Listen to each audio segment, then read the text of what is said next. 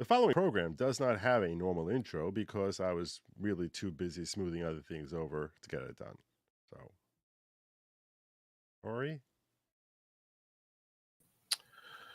Good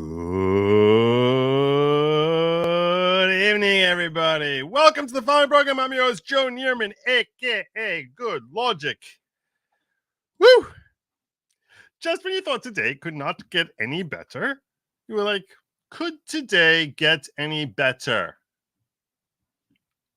I don't think it can. How could today get any better? I don't understand what people are thinking when they even suggesting that perhaps today could become somewhat better. All this news bristling around Fani Willis. And I'm going to tell you, there's a couple of news stories I just want to cover very quickly before I start diving on into the text messages that were revealed from Bradley, diving on in to the complaint that was filed with the Georgia Ethics Committee, diving on into all that good stuff. There's a couple of other satisfying stories to cover. Most specifically, of course, I'm referring to this one. This sucker right here. Oh my Lord. Oh my Lord. Oh my Lord. What's going on, Joe? What are you sharing with us? Will reshape the political landscape right here in Washington. The other big story that will reshape the political landscape right here in Washington, Republican Senate Leader Mitch McConnell announcing today that he will step down from his role as party leader. Thank you!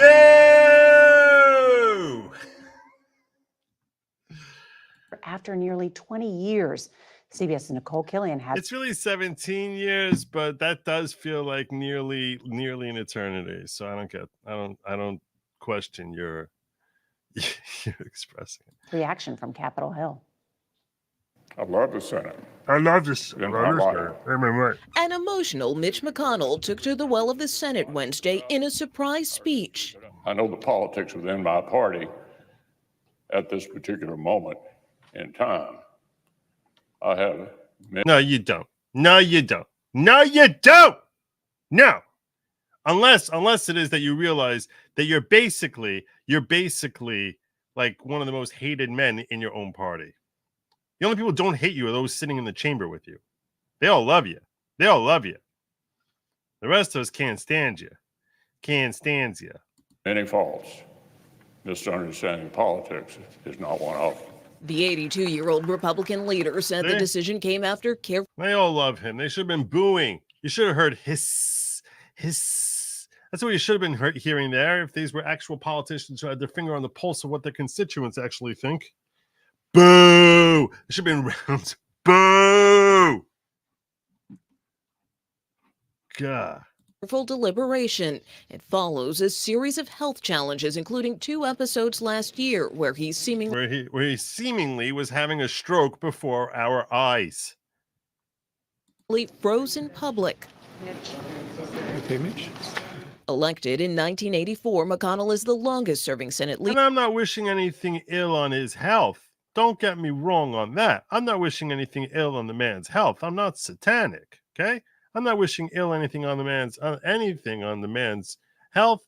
Certainly not advocating for anyone to commit any violence against that individual. I'm simply saying that you've been an utter walking disaster. Leader in U.S. history. Rising quickly through the ranks, he was instrumental in reshaping the Supreme Court by helping to confirm 3 conservative justices during the Trump administration. Only good thing that he ever did. The only, and we should never, ever lose sight of this. The only good thing Mitch McConnell did politically in his life. Easily the most significant thing that we should be grateful to Mitch McConnell for without any level of facetiousness at all or facetiousness is I see you. I see what you people are doing back there. The only thing that we should be grateful to him for is keeping Merrick Garland off the Supreme Court, because oh my God, if that one of Beelzebub's minions was actually sitting on the Supreme Court for God knows how many decades into the future, can you even imagine? We didn't even recognize the greatness of Mitch McConnell's work. And instead of, it's like basically we went from having Merrick Garland into having Neil Gorsuch. That is such a monumentous, of the highest magnitude change. It's almost incomprehensible. It's almost incomprehensible. Because I'm going to tell you something. If we had gone from Merrick Garland to Brett Kavanaugh, I would have been like, wow, really good job. Amazing. Good job. To Amy Coney Barrett, really good job. Really good job. But those justices have been a little bit kind of institutionalist, kind of neocons, kind of like, I can't believe that you all basically are such total turncoats. when the right stood behind you and you just total turncoat cucks to the left on far too many issues, or at least to institutionalism. We'll call it that. Neil Gorsuch, by and large, he's really been the third best justice in the Supreme Court after Thomas and Alito. And honestly, Thomas and Alito are like really neck and neck with each other. They're really neck and neck. Alito doesn't get enough love. That boy doesn't get enough love. He doesn't. But Gorsuch, while he's definitely third, every once in a while he'll say something that would just be like, huh? What? What'd you say, Neil? Where'd that come from? But by and large, the dude's been very reliable as far as coming out with based perspectives, constitutional foundation type perspectives in his decisions. Questions that are, for the most part, fairly logical. So that is what we owe gratuity to Mitch McConnell for. That is definitely what we owe gratuity to him for. It's probably been So you can imagine if we had Merrick Garland, evil freaking Merrick Garland. I need to pause because I need to just acknowledge. I need to acknowledge the love. If you don't acknowledge the love, you're an ingrate. If you don't acknowledge the love, you're an ingrate. So I do need to acknowledge. If you don't acknowledge the love, you're an ingrate. So before I go any further, I first and foremost want to acknowledge the guy who stepped in first, K-Vel. K-Vel gifting 10 good Lawgic memberships. Bam! God bless you, K-Vel. God bless you, K-Vel. And follow up quickly behind by Bella Stella with 20 friggin' good Lawgic memberships. I'm pulling up over here all the people who came members. Kathy Weirley gifted membership by Bella Stella. I missed the ones that K-Vel gifted, so I apologize to you for that, K-Vel. But Lord Castellan, Charles Alvis, Malcolm McKee, Hafser 143, Half Irish, Lord Doom welcoming them on board. Lord Long Black Train, Jojo, Delone Thompson, Jackie Kennedy, Chris Moper, Eric Noslin, all you. Oh, big debt of gratitude to Bella Stella, as well as those of you who were joined in here by K-Vel, not to mention the new guy, Live, Laugh, Bark. Like that one. Steve Hutchins, Jacob Kedra, all of you. Jacob was here before. Sorry about that, Jacob. All you now, new members of the following. That means you're a follower. You're not my follower. I'm not the leader. I'm not the leader of the following. The following has been widely maligned. People have been telling lies about us. Blasphemers, defamers, people who have basically been saying, oh, did you know that the following is a cult? It is not at all a cult. Not at all a cult type of cult. I reject any assertion of the kind, not at all. Welcome to the following, which is about community union and greater personal growth. And obviously, not at all a cult. And there's like nothing remotely cultish at all about it. So welcome aboard. Sesmets. I'm late to the game, didn't know Georgia politics, but do you think she could be disqualified? Hell yeah. What she has done wouldn't stand in my state. Well, I'm not sure what state you're in. It would stand, unfortunately, in a lot of states. But hell yeah, she can be. Petty Eddie saying a very early Christmas prayer, a true blessing for Thanksgiving 2024. Someone who's appreciative of the fact that we no longer have to deal with this clown, Mitch McConnell here. I agree with you wholeheartedly, Petty Eddie. Very early Christmas present. Let's hear this neocon sit here like boo-hooing about the loss of Mitch McConnell.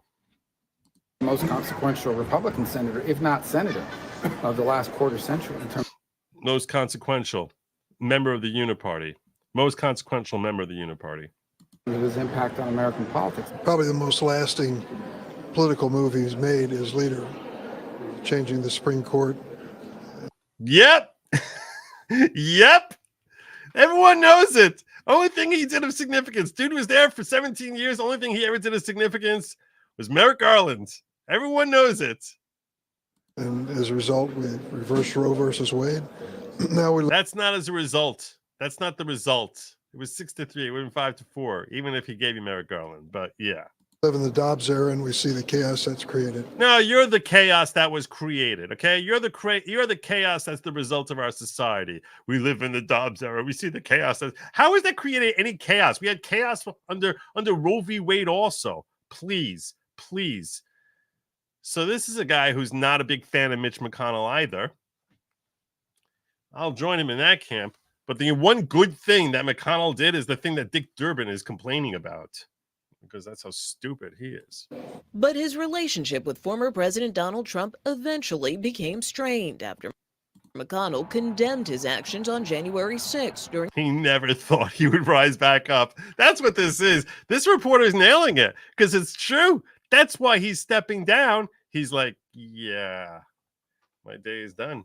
Trump has ended my career. Another thing to be thankful to Donald Trump for.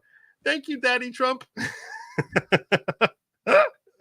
When you lay your head on your pillow and you think about Mitch McConnell, just look up and say, thank you, Daddy Trump.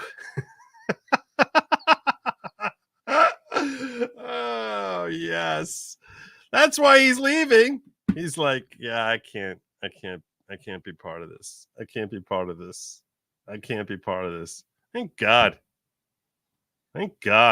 Just sweep them out and you get not one of those brooms like you use in your kitchen. I want one of those auditorium industrial sized brooms to sweep him on out of there. I want to see a whole team of folks with the industrial sized brooms, just like where you see the clouds of dust just sort of like coming up in your face. That's what I want him to be ushered out with. Just a whole team of like hundreds of people with industrial sized brooms just sweeping that old turtle out of there. Cocaine Mitch. During the impeachment trial. And more recently, he was challenged by members of his own conference and split with some over issues like the border and funding for Ukraine. Yeah, because why do you want funding for Ukraine? The dude literally took, I don't remember, I saw the number, thousands of dollars that got rolled back to him courtesy of Sam Bankman-Fried. So in case you're unaware of that little stupid cycle of money, Congress said, hey, we're going to send $100 billion over to Ukraine. Ukraine decides, hey, we're going to invest in crypto with Sam Bankman-Fried. Sam Bankman-Fried said, hey, I want to start making lots of donations to, I don't know, Biden, McConnell, Win Red. I'll send it to Act Blue. I'm sending it everywhere, all over to Congress. God, gross. Using our money to purchase himself more political power. Killian joins us now from the Hill. I know there was so much attention there on Leader McConnell, but I understand there's been some developments about averting a government shutdown, but it's just moving the goalpost, right? Well, tonight, Nora, all four congressional leaders have agreed to a funding deal that would prevent a partial government shutdown this coming Friday. It would extend funding for some federal agencies through March 8th and others through March 22nd. The hope is by then that Congress can approve bills to fund the entire government through the rest of the fiscal year. Nora? Kicking the can down the road, Nicole. It's not kicking the can down the road. These things take time. Not a stupid way of like of wording it. It's much better than having some omnibus bill which covers all the appropriations. So stop with your whole kicking the can down. It's actually spending the time to go through these bills. That's not kicking the can. It's doing work. That's what it is. Kicking the can down the road. Shut up, stupid CBS. All right, I'm done with them. I gave you a chance. You were doing well for so long, you had to finish on such a sour note. Disappointing, CBS. All right. Rule 1, there's only one lawyer. Good logic. Don't put any lawyer above this lawyer. Oh, is that rule 1? Is that really rule 1? I don't know. I'm going to put any lawyer above me.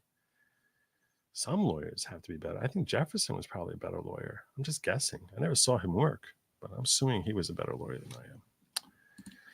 S.A. Smiths, who do you predict will replace McConnell? Who do I predict will replace McConnell? Someone else was asked me that. I don't know. Frankly, he's probably going to replace with another. Most of them in there suck. Most of them suck. I'm thinking maybe Graham, but who knows? I don't want Graham. I definitely don't want Graham. But the two of them seem very neatly aligned. McConnell still wields a great deal of power in that Senate. And the Senate gets to decide whatever the heck they want to decide. It's not going to be someone we like. It's not going to be Kennedy. It's not going to be Cruz. It's not going to be Hawley. I mean, I don't think they're going to go as sickening as Romney. So, I mean, how many names you got left? How many names you got left? Maybe they'll go with Langford. Ooh, good. McConnell was grooming Thune to replace him. Ew, that's not good. Could be. It's going to be a rhino. But we start moving on out. That's how we got to move it one at a time. Let's get into Fani Willis. Now, again, those of you who joined late, what I plan on doing now is I'm going to be covering first and foremost, I want to go through the text. It's not a lot of text, but a handful of text that got released. If there are more out there that I missed and someone called to my attention, I appreciate that, definitely. But I definitely I want to go through the texts, and also I want to go through, and after I take care of that, I want to go through the complaint that was filed against, the ethics complaint that was filed against Fani Willis. That is going to have a hearing on March 7th. Which I believe will be live streamed. I'm going to schedule. It's going to be at 10 a.m. March 7th. March 7th is a week from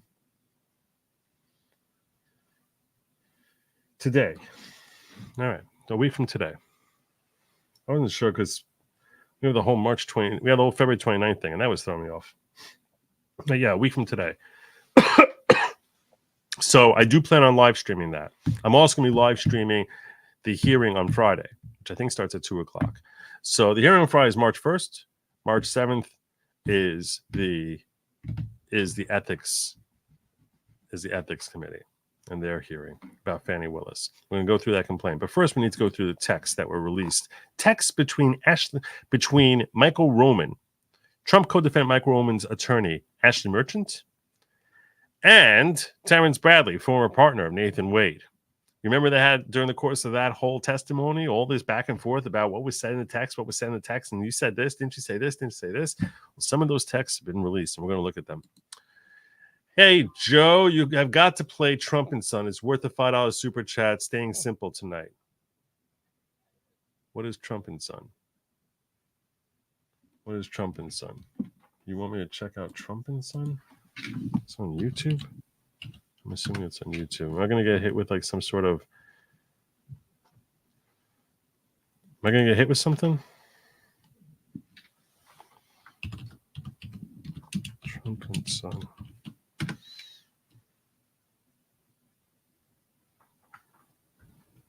Oh, C3 Beam? All right, I'll spend a minute watching this. We'll spend a minute. Maybe later. We'll do it afterwards. Let's get into Fani. I want to get into Fani Willis. People come here for Fani. You gotta give the people what they asked for. Me and Kelly got 36 pages of texts. Really? Oh, Sam Stowe replied to your post. Nicely done, Joe. See, I mentioned this earlier. case you're thinking that I'm just whistling Dixie and I don't actually care about the stuff that I'm doing here, I mentioned this on Locals. I will share this with you. I appreciate you calling that out there. So what he's referring to here, which I should share with you, because it was a nice little moment that happened today, is this.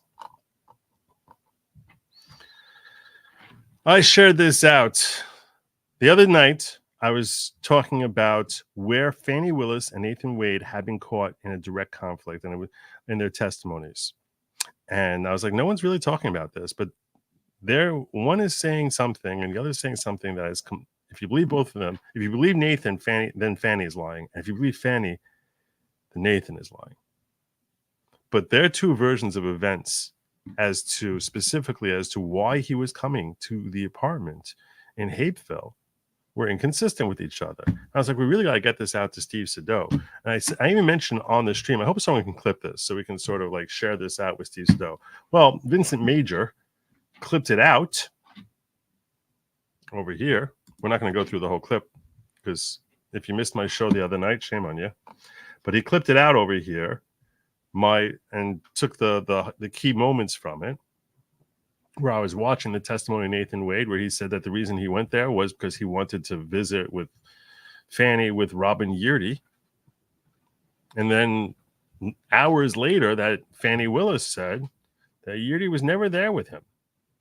So that doesn't seem to make sense. And I speculated as to why they were lying. And I clipped that out.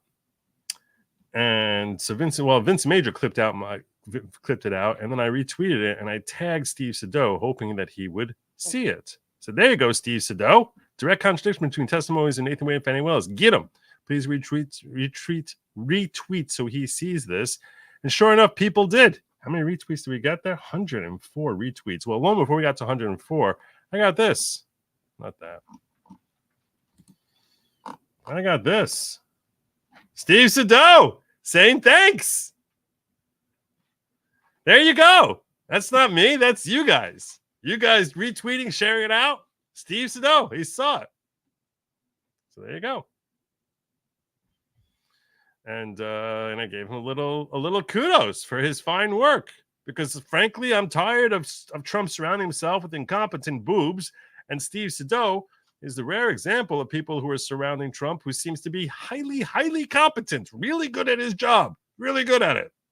Very impressive work by Steve Sado. When he goes in that courtroom, I've said several times, when he goes in that courtroom, he seems like the most effective litigator in the room. So, and you're like, is that really Trump's attorney? How did he find someone so good? That's how good he's been. Let's see if I don't know if he saw it or someone else responded. Show more replies. Yeah, I would be happy to have him come on the show. I don't think he's gonna come. I texted him individually before he responded to this, in case you're wondering. I did text him individually to try and catch his attention, but he hasn't opened it. So, yeah. But I basically reached out to him over here. And I was like, Steve. But he hasn't even seen it. Oh, maybe he did before. Oh, it says sent. Yeah, it says sent. It's not seen. Sent. That means he hasn't seen it yet. So it goes into message requests. When you get message requests, you see you get all these different message request things. So message request is not really, some people don't open message requests but for every 6 months or a year, or some people never. Anyhow, tagged you in her clip with all text in it. Oh, you did? Let me see. Oh, you're too kind to me.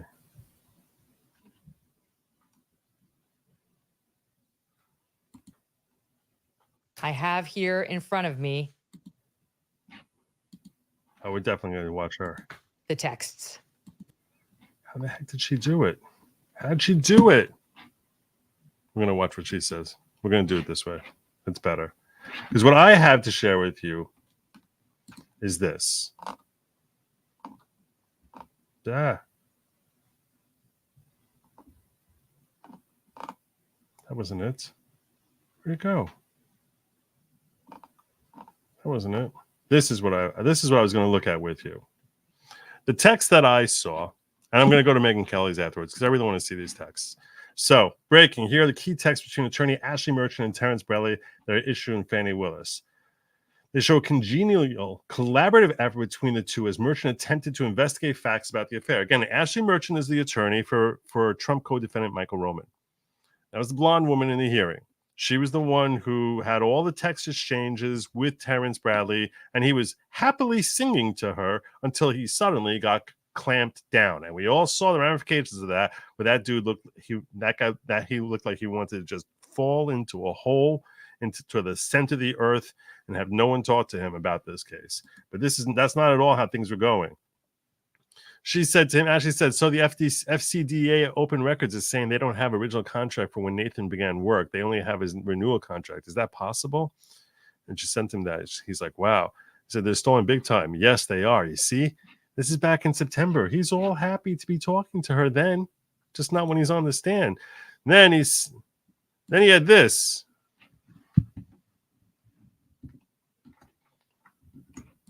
I'll make myself smaller so you can see this bigger, because I'm not sure if you can. If I take myself out of it, can you see a little? It's still the same size.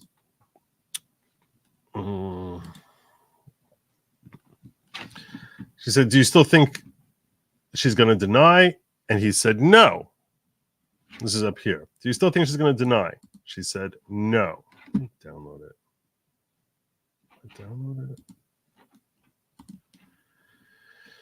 And he said, too many people saw their interactions.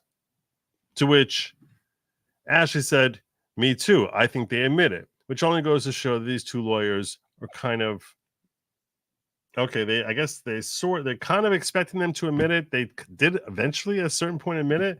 How much was, and then he asked, how much was Cross paid and the other special prosecutor, obviously referring to Anna Cross. She said, Cross $250, Floyd $150. They went to Australia. And then she said, that was on January 16th at 12:44. Then 15 minutes later, she says, they went to Australia in December. Oh my God. They went to Belize, Australia, Bahamas, Napa, Panama City Beach, Royal Caribbean, and Norwegian cruise. That was all on the 16th. Then she says, happy birthday. Love the pics. I don't know what the hell that is. Terrence Bradley says, thank you. And then she said, just checking on you. I'm going. And then she said 8 days later, just checking on you. I'm going to be sending a subpoena for the 215 hearing, and I hope it doesn't go that far, but I need to be prepared. Okay.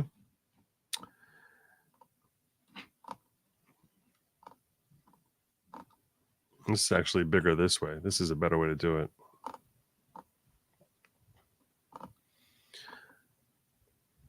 Then she said, I'm subpoenaing Chris Campbell and Nathan's office stuff. I fear it would be suspicious if I did not also subpoena you, but I plan on putting Nathan and Fani on the stand and only have others under subpoena for backup.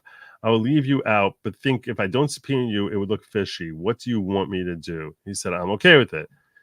She gave a like. It's my hope that they do the right thing before then. And he said to her, you are my friend and I trust you. They will not.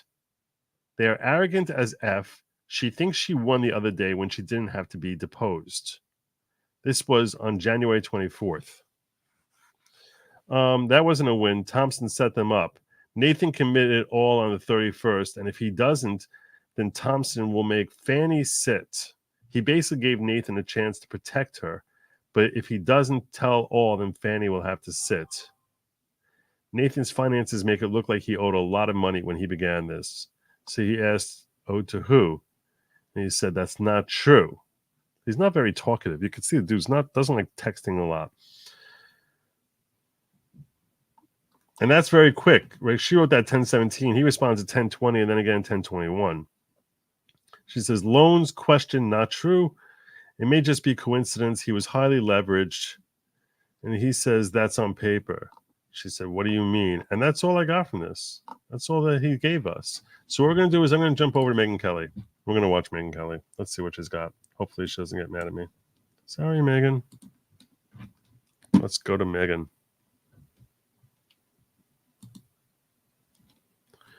Let's go to Megyn. Thank you, by the way, Mile High Madam. I appreciate you tagging me on that. It made it much easier for me to find. Let me do a quick check over here. Make sure I'm not missing any of you fine folks in Rumble, in the Rumble ghetto. Let me also check over here. I'm good in locals. We're good everywhere. Okay, let's get moving. Megan Kelly, what do you got for us? I've got 31 pages of the text messages sent between Ashley Merchant and Terrence Bradley. We've got them. We've got them right here. We're going to go through them together. Just got them. Obtained by our guest, Phil Holloway. I told you he was breaking big news in this case, and here he breaks it again right here on the Megyn Kelly Show. You heard a couple of them earlier discussed in this show, but we are going to go over them all in order as they happened. Okay. Not every single one. Okay. 31 pages. We'll be here all day, but it would be all day. The relevant one. Again, these are some of the texts that Terrence Bradley is now claiming he was merely speculating. By the way, there were 12,000 texts between Nathan and Fani. If they really were so innocuous, they would just share them. They would just share them. And the judge is aware of that. The judge knows that you could have just shared them. You know, no one can compel you to share them, but you could have. They're so innocuous. That's got to be going through your head if you're Judge McAfee. About you decide. We'll walk you through them. We'll let you decide. My team's been going crazy on this this morning in the past few minutes trying to get something in order here. The portion of text exchanges we received, we believe this is everything. We believe this is all texts between Merchant and Bradley. That's what we understand at this time. They show Merchant and Bradley texting as far back as September. Here's September 18th. Where Merchant texts, look at this, we're putting them on the board for you. You guys got to go to youtube.com/Megyn Kelly to sign up. You can watch all this live when it drops later today. Any idea who I can get an affidavit from on the affair? No one would freely burn that bridge. Okay, if Chris was asked under oath, would he know? No. Wow, I figured he would. I didn't expect him to be so careful. He knows, but he won't admit it. Merchant texts, any idea who I could get an affidavit from on the affair? Bradley responds, no. No one would freely burn that bridge. No one would freely burn that bridge. Or make reference to this back on February 15th at the hearing. We've never seen it. Merchant responds, okay. If Chris was asked under oath, would he know? Don't know who Chris is. No one knows Merchant who Chris is. Oh, that's Chris Campbell. That's who it is. Chris Campbell. That's the third partner. Talking about Wade's law partner, Chris Campbell. Bradley responds, no. Okay, so the question was, if Chris is asked, would he know? Bradley says, no. Merchant says, wow, I figured he would. I didn't expect them to be so careful. Bradley responds, he knows, but he won't admit it. I'm sorry, but this is not how someone who knows nothing about an affair sounds. It's like the guy, he's caught. Sorry, like Nathan's caught, Fanny's caught, Terrence is. They're all a bunch of lawyers. They're all a bunch of liars. They're all a bunch of friggin' obviously transparent liars. That's basically where we walk out of this. All three of these attorneys, Bradley, Willis, Wade, big fat liars. Because when you say, I don't know, I don't remember, and it's obvious that you do, you are lying. That is perjury. That too is perjury. People assume that you can always just sort of, you're never going to be charged with perjury for that, because how do you prove that he does remember? Well, this makes it seem very, very suspicious that he does remember. Is caught giving it up.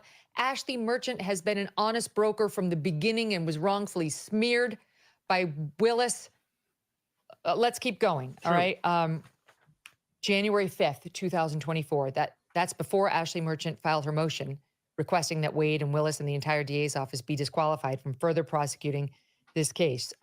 She texts, I assume you knew about the trips. Wow, oh wow. Insane. I'm shocked. And then she goes on, well, not really, but somewhat. And he writes, no, I didn't. When did it happen? She says, last trip was this summer, May or June. He says, no, I didn't know I was gone by then. Doesn't surprise me. This is the part we were just talking about. Doesn't surprise me. They took many trips to Florida, Texas. Again, that's new. We didn't know about that. And then she responds, and Napa. And he writes, California. Well, that's Napa. She writes, yep. And then he says when she moved her daughter there. She responds, I can't believe they were so carefree. I'm trying to anticipate her response when I blow this up. And he says something about her daughter flunking out of a school, FA. I can't believe they were so carefree. I'm trying to anticipate a response when I blow this up. The daughter flunked out of FAMU and moved to California. And Ashley laughed, saying, dang, they had a full-on relationship. Insane, just insane. And he said he went to help her move her. AMU and moving to California in defense of the daughter. No idea whether that's true. Let's see that she goes on to say, dang, they had a full-on relationship. Insane, just insane. And he responds, he went to help her move her, meaning the daughter. She responds, why she would hire him is insane. He writes, yes. He's admitting, I agree, it's insane she hired him. Why would it be insane to hire him if they weren't having an affair? These are good questions. Megan's asking good questions. Why would it be insane to hire him? Especially in the context of a conversation where you're talking about the relationship, if you don't know that they had a relationship at the time that they were hired. He's saying right here they were having an affair when she hired him. Yep. Which we knew. It was obvious. That's what the evidence has shown. And this is where the text we went over earlier comes in, which we'd only seen a portion of earlier, where she responds like, just date him. Don't hire him. And she says, do you think it started before she hired him? He responds, absolutely. And then added, that was the key line in the hearing. He said, do you think it started before she hired him? Absolutely. It started when she left the DA's office and was judge in South Fulton. So before she became DA, that's what he's saying. Started when she left DA's office and was was judge in South Fulton. He says he's speculating. I've gone back and forth over whether he was drilled hard enough about that. I'm not going to review that again. In the comments, I went through it. I feel like maybe I should go through it one last time. And again, this is not a criticism of Steve Sado. It's not a criticism really. It's when you're standing outside the box, it's much easier to sort of think through how you can sort of twist his words. When you're asking him, why did you speculate? Why did you speculate? I understand that could be interpreted as what was the basis of speculation, but it also could be asking him a completely different question. And they are two different questions.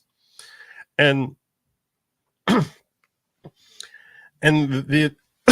people were critiquing me about this in the comments, this is how I clarify it. Okay, it's what events led you? What did you see or hear that led you to the result of that speculation? Not why did you send me a speculation? Why did you bother engaging in speculation? And the way you address this question when you're standing on the stand is this is how, if you want to be crystal clear about it, the way that any of these attorneys could have drilled this into him is, I would assume that if someone asked you whether or not Nathan Wade was a serial killer, that you obviously would say no to that. Isn't that correct? He'd say yes. And if you had to speculate about whether or not he's a serial killer, you would say no to that, wouldn't you? And you would say yes. And I'd say, why would you come to that speculation that he's not a serial killer? And the answer, I assume, would be because you haven't seen any evidence that would lead you to conclude that he is a serial killer. Isn't that correct? And he says yes. The point is to get him answering just yes, yes, yes to obvious things here. If I asked you whether or not he passed the bar, I assume that you would say yes. And if I follow up, I said, is that based on speculation? You probably would say yes. And I'd say, how did you come to that speculation? What facts and events led you to the conclusion that he passed the bar? And you could say, well, I saw him practicing law, and here he is. And you have all sorts of different facts that would lead you to the fact that you believe that he passed the bar and is licensed to practice in Georgia.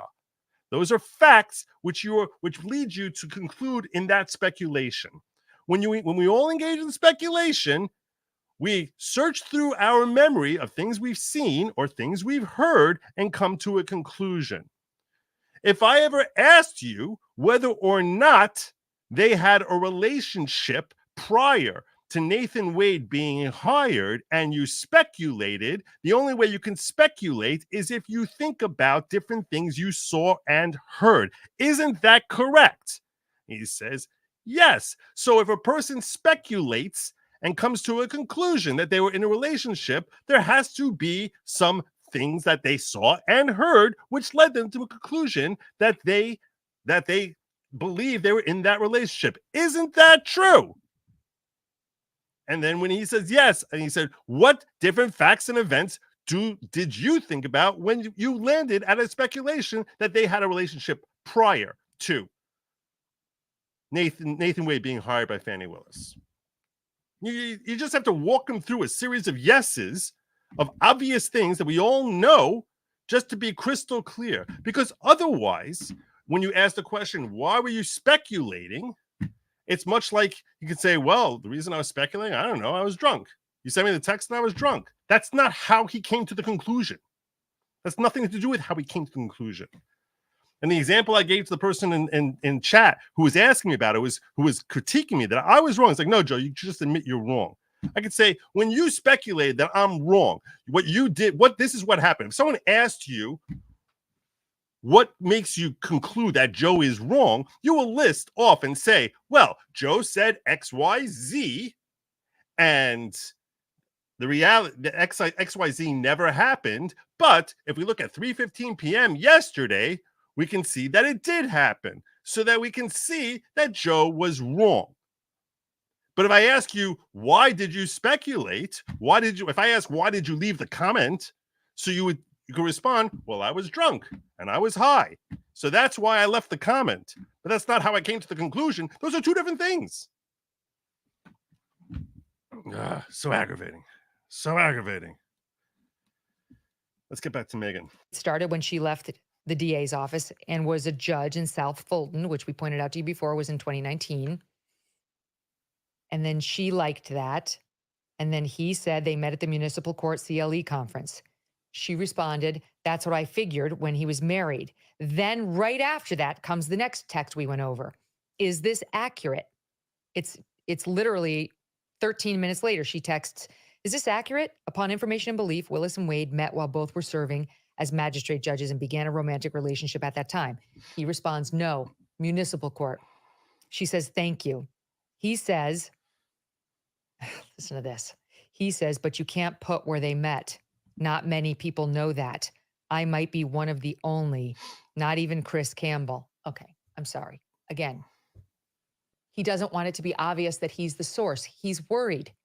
He knows it doesn't look good for him to be sharing this information about Nathan Wade, with whom he has clearly had a falling out because he left the law firm. And we saw in the cross-examination that was done of him on Feb 15 or 16. Yep.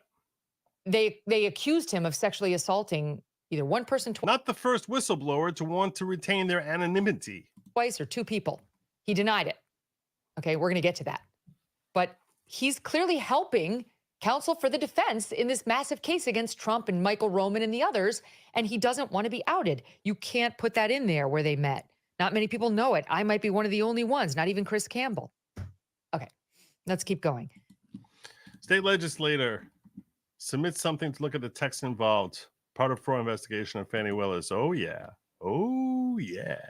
Oh, yeah. Joe, while working as deputy sheriff in North Carolina, I once had a judge ask me if what was that? That wasn't what I meant to do this. I once had a judge ask me if I knew how to tell when a lawyer is lying. He said their lips are moving. I was laughing so hard I had to leave the courtroom. Yeah. It's not that old a joke. I mean, you know, certainly it's like I think someone told that joke to like Lincoln when he was in law school. Yeah, I know we don't have the best reputation for integrity. I get it. I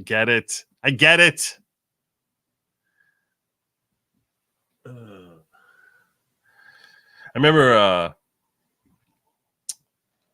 someone told me when I started law school Someone said to me, in heaven and hell, they are situated right next to each other. You wouldn't think so. Heaven and hell situated right next to each other. Well, one day, folks from hell came to the people from heaven and they knocked on the door and they said, "Hey, can you do us a favor?" And they're like, "What do you want?" Well, you see, okay. Obviously, we got to deal with the burning. We got to deal with the fires. We got to deal with the heat and all that, the scalding and all that other stuff. And it sucks. Trust me, however bad you think it is, it's much, much worse than that. But there's one other part to this that we never signed up for, and that is the stench. The stench is beyond belief. I can't even tell you how bad the stench in here is. There's rotting corpses and bodies, and there's mildew, and there's fungus, and it's just gross. Like, all right, what do you want from us? Well, what we want to do is we will build a vent that will just go through heaven, past heaven, out into the great beyond there. And when we and then at least it'll be some way that you can help us out. You're really good folks. You'll help us out here. We'll basically get all that stink out of here, at least some of it, and we can reduce the smell here a little bit. It'll be a little bit better. So they have a whole council meeting and having like, all right, fine, drop the contract, let's get it done. So they do it and they build it, and everything's going great for a couple of years. But then one day the pipe springs a leak, and let me tell you something. It took all 10 minutes. The stench in heaven was beyond belief. And it's filling up heaven. This rancid, awful, terrible smell filling up heaven. They're come pounding on the door. Like, hey, your pipe over here. You got running through here. This pipe, it's stinking up the whole place. You got to fix it. And they're like, we're not fixing it. You take care of it. But we got a contract right here. It says that you're going to maintain it. You'll take care of all the costs. You'll take all the repair. You got to take care of it. They're like, sue us. So they go to court. When they go to court, so they basically ask, they say, we want to get the maintenance and cost of fixing this pipe. The stench that came in here, you can't believe how much it costs to try and fix that. No one won't even want to work on it. We had to pay them like time and a half just to get someone to look at it. And they go to court, and sure enough, somehow the people in heaven lose. Reporters come over after to the people from representatives from heaven. They're like, I don't understand. You did them a favor. You had a contract. It's all there, black and white, that they're going to take care of all the costs of maintaining it. How the heck could you possibly lose this case? Guys from heaven said, we searched all of heaven. Couldn't find one stinking decent lawyer. But all right. There you go. Let's get back to Nick. Oh, I'm hoping someone will investigate why Fani Wade were in Napa at the exact time as Paul Pelosi and his DUI. Was Nancy was in Napa too? Really? I don't know what they would do with each other. I don't know how that would help. Let's get back to these text exchanges. She says, I'm not. She also got stuff from the divorce lawyer. I got a ton of stuff. He says, like, what else? Then he says, when will it drop? He's anticipating it, guys. He's anticipating it. When will it drop? He is screwed. He is so screwed. It's so obvious. They're all screwed. They all lied. All of them lied. It's like, and here's the stupid thing. The fact that they had this relationship was so not a big deal. So not a big deal. It's the cover-up is way worse. Way worse. In the eyes of the law and the court, it is much worse. It's not even in the same ballpark. It's like, oh my God, I just ran a red light. So you know what I'm going to do with this situation? I will shoot the cop in the head and drive off because that will make this whole situation much better. Much better. That's essential. That's what Fani Willis did. Oh yeah, we ran that red light. That's pretty bad. All right. Get the shotgun. It's so dumb. It is so they're such stupid people. They're so stupid. How they didn't realize that this was all going to come out Like, how dumb can you possibly be? The judge will have these texts compared with Bradley's "I don't recall" performance on the stand. The judge will likely put more weight on the text. So what did he accomplish with "I don't recall"? What he accomplished, if anything, is that he could say, "I tried." When his frat brother calls him up, he's like, "Dude, I told you that you keep your mouth shut." He's like, "I tried. I told him I don't recall. What do you want from me?" The judge has access to all of this. He knows what we know. She says, Monday's my filing deadline. You won't be involved at all. Well, that turned out not to be true. When I say you won't be involved at all, what I mean is, what I really mean by that is that you won't be involved at all times. There will be times that you won't be in the room. But in any other respect, you would translate, you won't be involved at all. Not so much.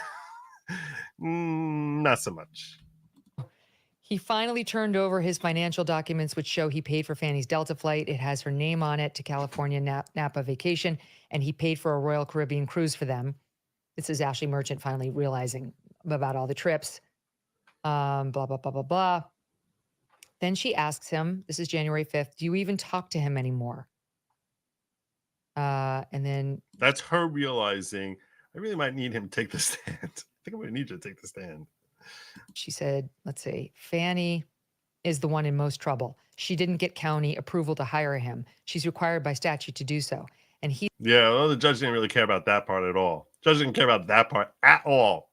He seems to be responding to, do you even talk to him anymore? No, I don't. That's also kind of interesting.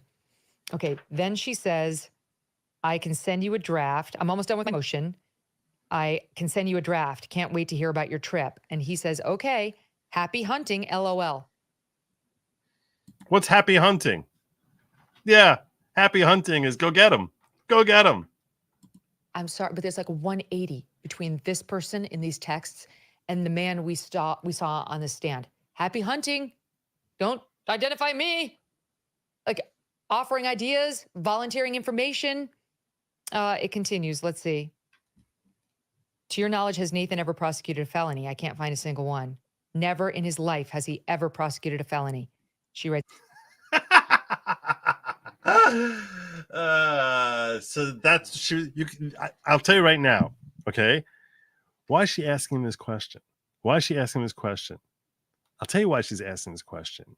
It's because she's literally typing up her motion, and all of a sudden a thought crosses her mind, where she's like, I want to try and show that he's not qualified, and thereby show that his lack of qualification, that the only reason he was chosen was not because he's good at this, not because he's some sort of specialist, but because of his connection to Fani. So she's like, oh, I wonder how much. Maybe he's never even tried a case with them, which for a felony. So let me ask Terrence that. So she dropped a quick text over to him. That's what's happening. She's basically showing him, I'm in the middle of drafting this affidavit. I'm in the middle of drafting this motion right here and now. And I have a factual question for you, so I can put this in here and know that it's correct. That's how anyone would interpret it. Why you ask me this right now? It's because, a thought just crossed your mind as to how to better strengthen your motion and try to show Wade's weakness as a potential choice for Fani. That's what I found too. It's bad. He asks her, send a rough draft. He's asking her to send him the motion. Why would he ask for that? Merchant responds. Why would he ask for that? Unless he wants to, he knew what she was doing and he's like, send it to me so I'll make sure it's accurate. Let's see. Okay. Promise not to share it. I don't want it leaked before I file it. I protected you completely, by the way. He says, I promise he won't share it. They're working together. In other words, Ashley is saying to Terrence, I don't want you to share this with anyone. I want to come out. I want this to drop and smack him over the head. I don't want them to start preparing for it. There's nothing wrong with that, by the way. He's not doing anything wrong. It's what this confirms is what we knew. He had information that was non-privileged from Nathan Wade. He felt more than comfortable sharing it. Maybe the two didn't get along. They haven't talked, he said, in a while. And he obviously wanted Ashley Merchant and the defense to know. He wanted them to know that this is the truth. This is before Wade and Willis have taken the stand to deny it under oath. Maybe Terrence Bradley's thinking they'll admit it under oath. He says to her they're going to deny it. One thing to deny it privately to a lawyer or to the press, quite another to do so under oath. All right, let's keep going. She says, not that you needed protection, but I kept you out of it. Let me know your thoughts. Now, of course, she wants to keep him out of it. I got to have a glass of water. This is a lot. She's trying to keep him out of it, but she can't keep him out of it. Ultimately, she's not going to be able to keep him out of it. Okay. Then he responds, this is about an hour and a half after she texted him the motion. He responds, I really appreciate you keeping me out, but I think you need to add me in, footnote 15, because I had a contract as well. That way it doesn't seem like I was involved. So if you put my name in here, it will help look like I wasn't working with you because my name should be in with respect to the contract I had with them. So in order to help mask that I am your source, I want you to throw my name in here so that I'm named as if I'm almost as if I'm part of this whole conspiracy with Nathan and Fani. So it's better if you put it's better for me to remain anonymous if you put my name in here. And here it is. Here it is. This is the prelude to the text we went over where he said, add me to footnote 15 and how much I made. And she says, I took you out. I can add that back in. Good point. This is the prelude to the text we read you earlier, where he's saying, I appreciate you keeping me out, but you need to add me back into that footnote because I had a contract as well with the DA's office, he means. And that way it doesn't seem like I was involved. You guys all see it. You know what he's doing. He doesn't want it. Of course he doesn't want it out there that he was helping, but he was helping. Okay, keep going here. She says, I took you out. I can add it back. Good point. Yes, add it back, he says. She says, anything else? Anything that isn't accurate? He says, looks good. We've been over that. She loved that. Looks good. And now he starts pretending it has something to do with the 74,000. That's got nothing to do with that. Like, he shouldn't even write the word 74,000 in a text message. Do you think they will respond? I'm trying to anticipate. He says, did you look at campaign contributions? I can't remember what we gave her when she was running. What was that? How will they react to this? Attack me? Give the stupid no fear or favor speech? Or no favor for like anyone? That no favor was issued? That's another conversation. Sonia Allen. She says, no, they will deny it. No way. They won't attack you. You can tell these are people, these are like a pair of Nostradamuses here. All right. They won't attack you. Fani Willis got stand. You're a freaking liar. You're a whole bunch of lies in your lying motion. They won't attack you. No, not at all. Okay. Here's a tip for you. Here's next New Year's. If you want to get like predictions about how your future is going to go, you probably can do better than Ashley Merchant and Terrence Bradley. Just saying. He says, did you look at campaign contributions? I can't remember what we gave her when she was running. She says, good idea.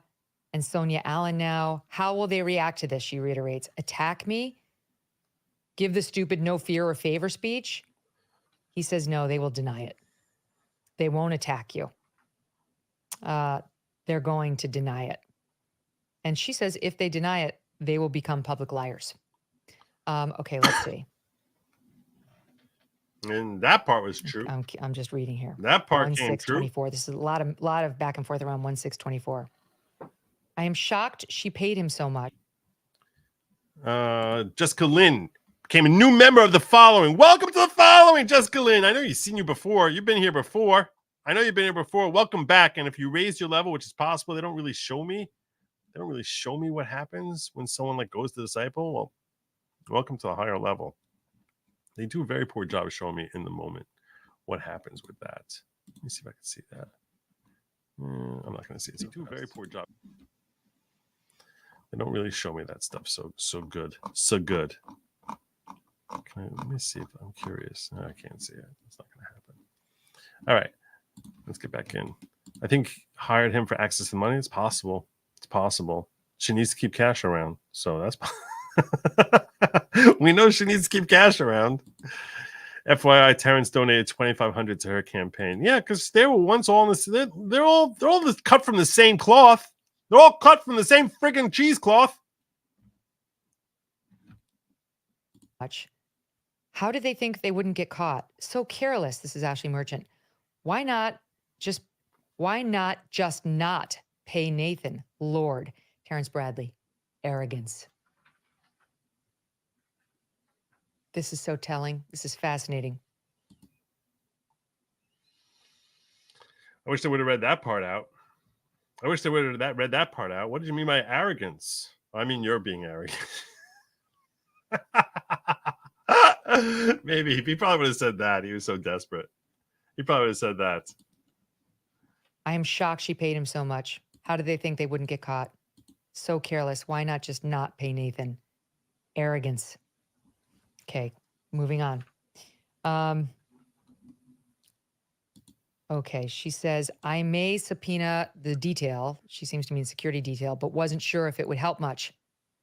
Those guys know it all. Here's his response. This is 1/7/24, 12:12 p.m. Yes, but they changed. You need to subpoena their original detail and current detail. You really want the guys when she was initially elected. And you tell me, audience, was she initially elected prior to hiring Nathan Wade? Yes. Yes. That's another thing you should put in there. Why would you think that she needs to hire that? Why? Why would you need to hire that? Why? Why, Terrence? That's a great thing that should have been asked to him. Why would you suggest that he hire security? Although I think it's possible she did talk about that. We were all confused. I was very confused when she was asked about that, but I do remember talk about the security guards. So it is possible that did come up. When she was asked about the whole security detail, she asked him about that. So I don't want to critique wrongly. And I do think it's possible she did do that.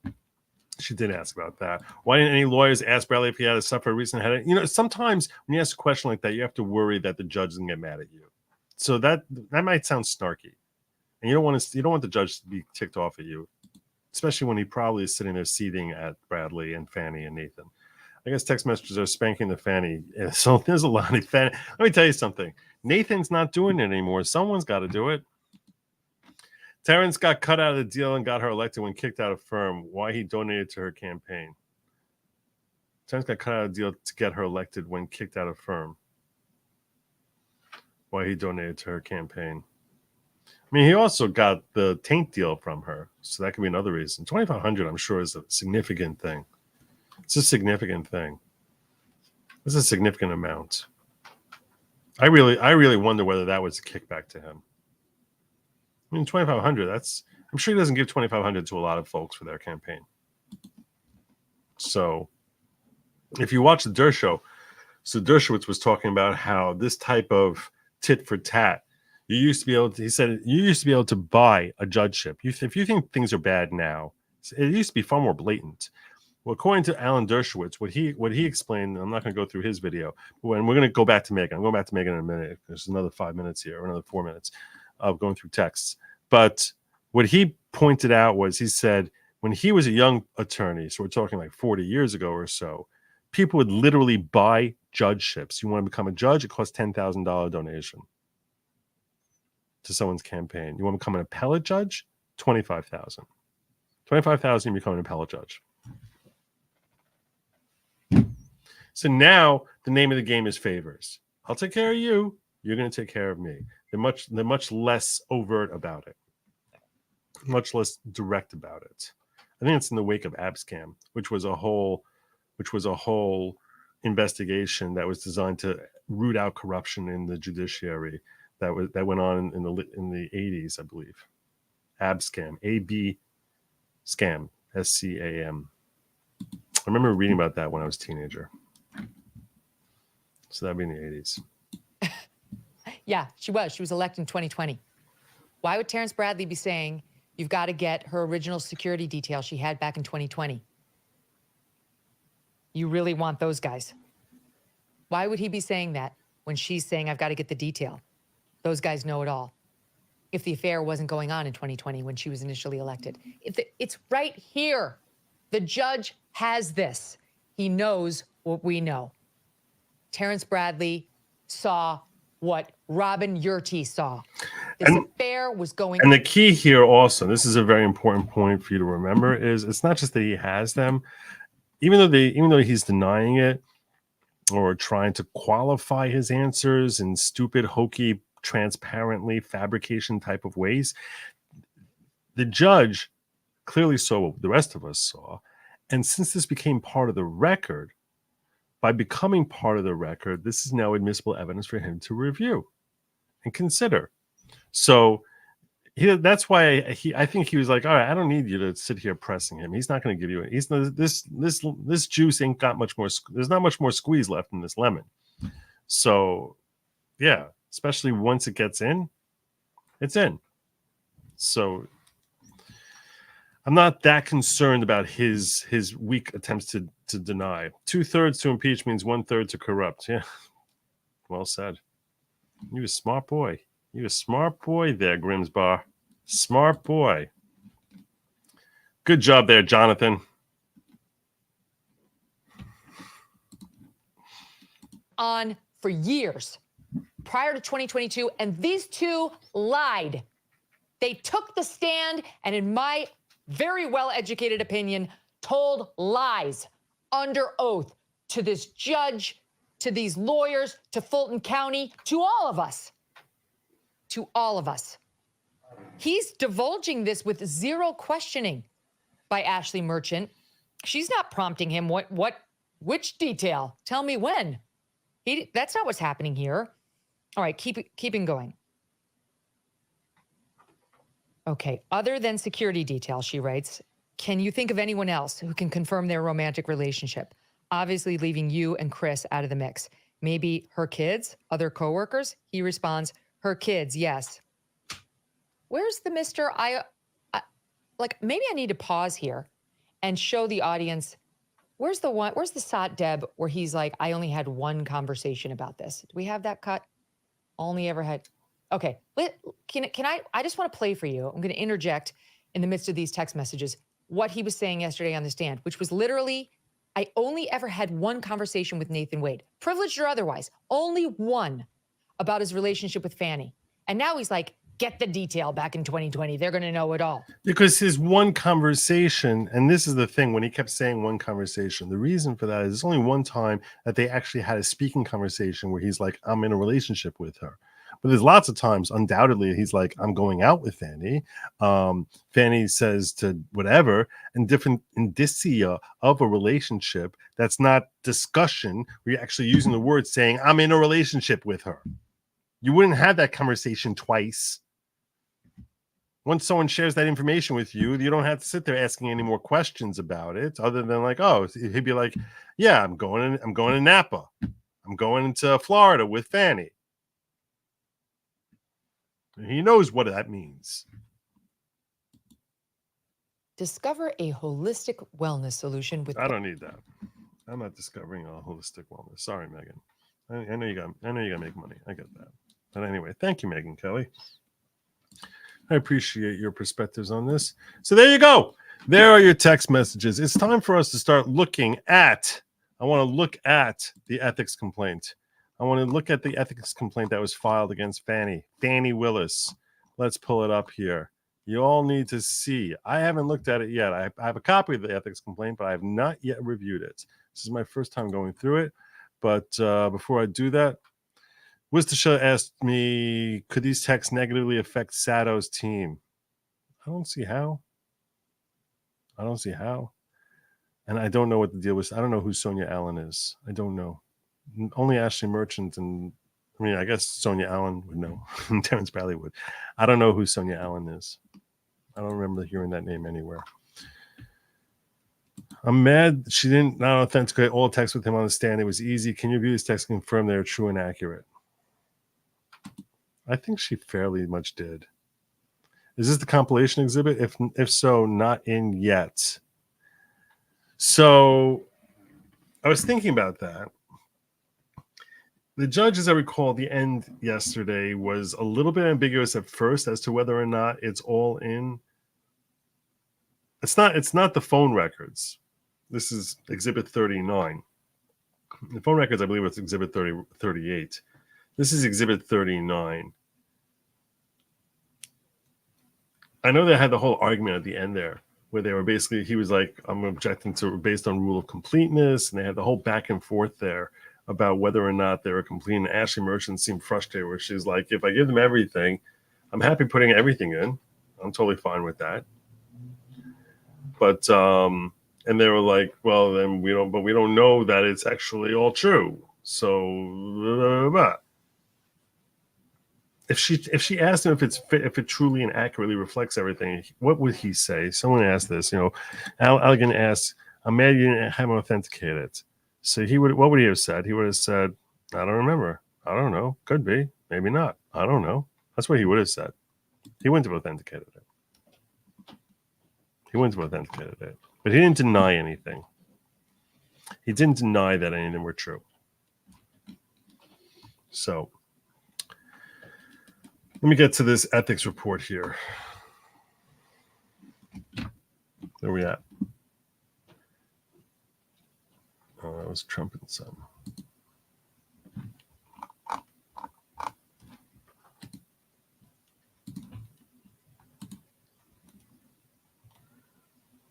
Okay.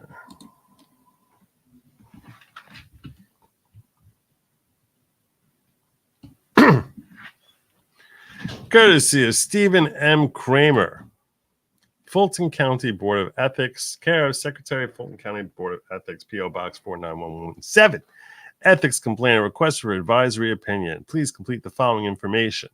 Sign and mail on the above address. If this document is utilized as an ethics complaint, it must be signed, notarized in order to be a valid complaint. If you utilize a request for advisory opinion, it need not be notarized, etc. Name of the individual filing the complaint or request for advisory opinion, Stephen Kramer. Name of persons or entities who are the subjects of the complaint and those parties. Role within or relationship to a county or one of its departments, divisions, boards, commissions, authorities, agencies, or subunits, if applicable. Name of party subject complaint, Fani T. Willis, District Attorney for Fulton County, Georgia.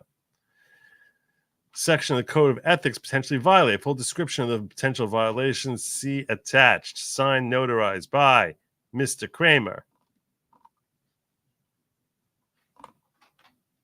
That came up twice. Oh, there's two complaints. That's what it is, I think. I think there's two complaints. All right. DA Fani T. Willis ethics complaint. Section 3. Section of the Code of Ethics potentially violate in the full description of potential violation. Attach additional pages if needed. My name is Stephen M. Kramer. I'm a natural-born citizen of the United States, citizen of Georgia since 1986, resident of Fulton County since 1999, and resident within the city of Johns Creek since before it became a city. Married with 2 children, no legal experience. I am not or ever have been an attorney nor formally studied the law. In that regard, please accept my apologies if my complaint is not in some accepted legal format or if I haven't exacted the standard with the precision and or accuracy you may have come to expect from complaints. Also, please excuse typos and any poor grammar, improper term, and instead look at the intent of the complaint from your experience and context.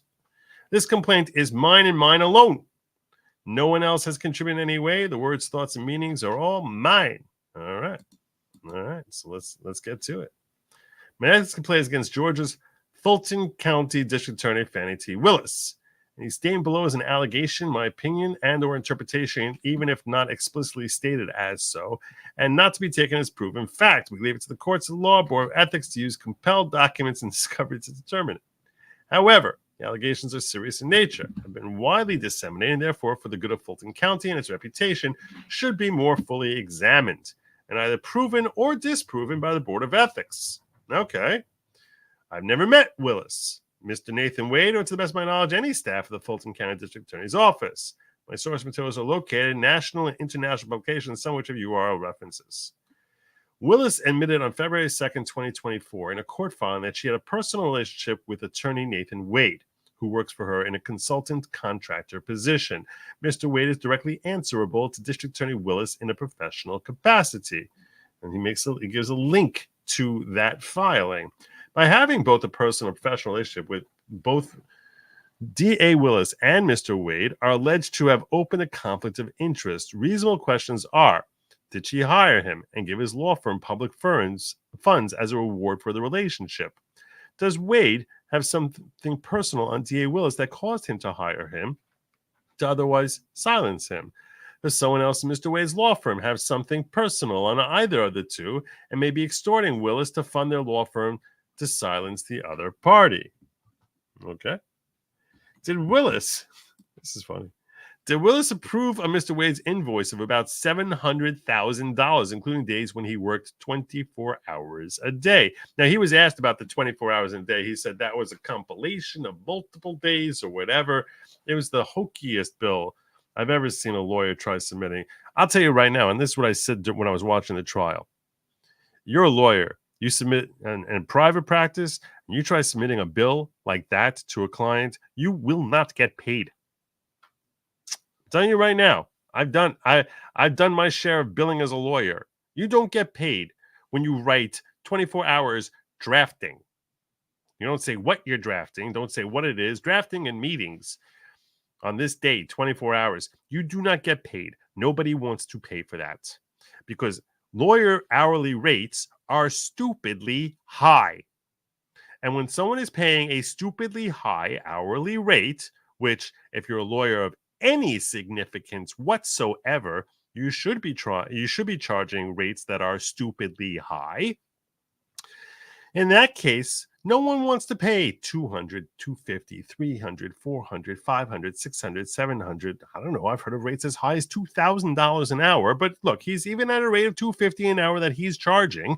Nobody wants to pay out $250 an hour to you when you write meetings, not even discussing what the meetings were about.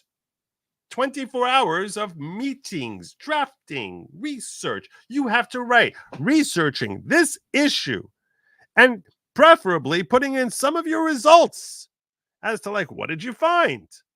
Oh, so this way, when they're looking at the bill, they'll be like, oh, okay. So when he was researching this issue for 4 hours and these specific questions of law, so, okay, these are the results that he got, which said that this is a good avenue to go or sometimes a bad avenue to go. It's a failure or it's a problem, something we have to contend with and overcome. And sometimes research will lead to other research, and then you're drafting and you're editing, and you have to write what you're drafting, what you're editing, meeting, who are you meeting, teleconferences, who are you on the phone with, what's the purpose of the call, how long is the call for, not 24 hours. I was doing work for 24 hours. That's a joke. No one's paying that. Now, it could be that when you're in public service, you can get away with that as a general rule. Probably the people are not really being as meticulous about it because it's not their money. So people are not going to be as meticulous in looking over bills if it's not their money. And potentially, look, I'll face facts with you. If you're dealing with a massive corporation, it's possible that's true too. You can get away with being a little bit sloppier in your billing. But his billing was a joke. It was a joke.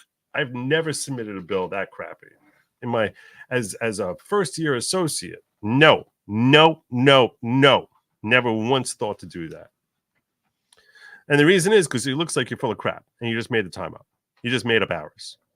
And we're all sitting here basically saying, trust me that you owe, what are you saying? Trust me that you owe, that I worked all day for you. I worked 8 hours for you today at $250 an hour. You owe me $2,000. Just trust me. What did you do? Meetings. What did you do? Research. No. No one's trusting you like that. Did any of those dates provided in Mr. Wade's invoice include days when D.A. Willis and Mr. Wade went on a trip or took dinners together? Okay. I have the same question. I want to know whether any of their dinner dates ended up being paid for, that he's on the clock because he's sitting with Fani Willis. I'd be almost surprised if that did not happen at some point. Because they have such arrogance, as Terrence Bradley said, that I would almost expect that he's be like, oh yeah, this is a meeting that we're having. I'm having a meeting with Fani Willis. It's a meeting that happens to be under her covers. We're having a meeting. It's a meeting of minds.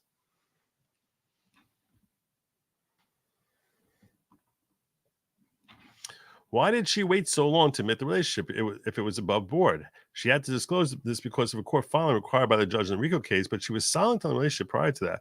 Contrast that with other disclosures by D.A. Willis in an immediate nature.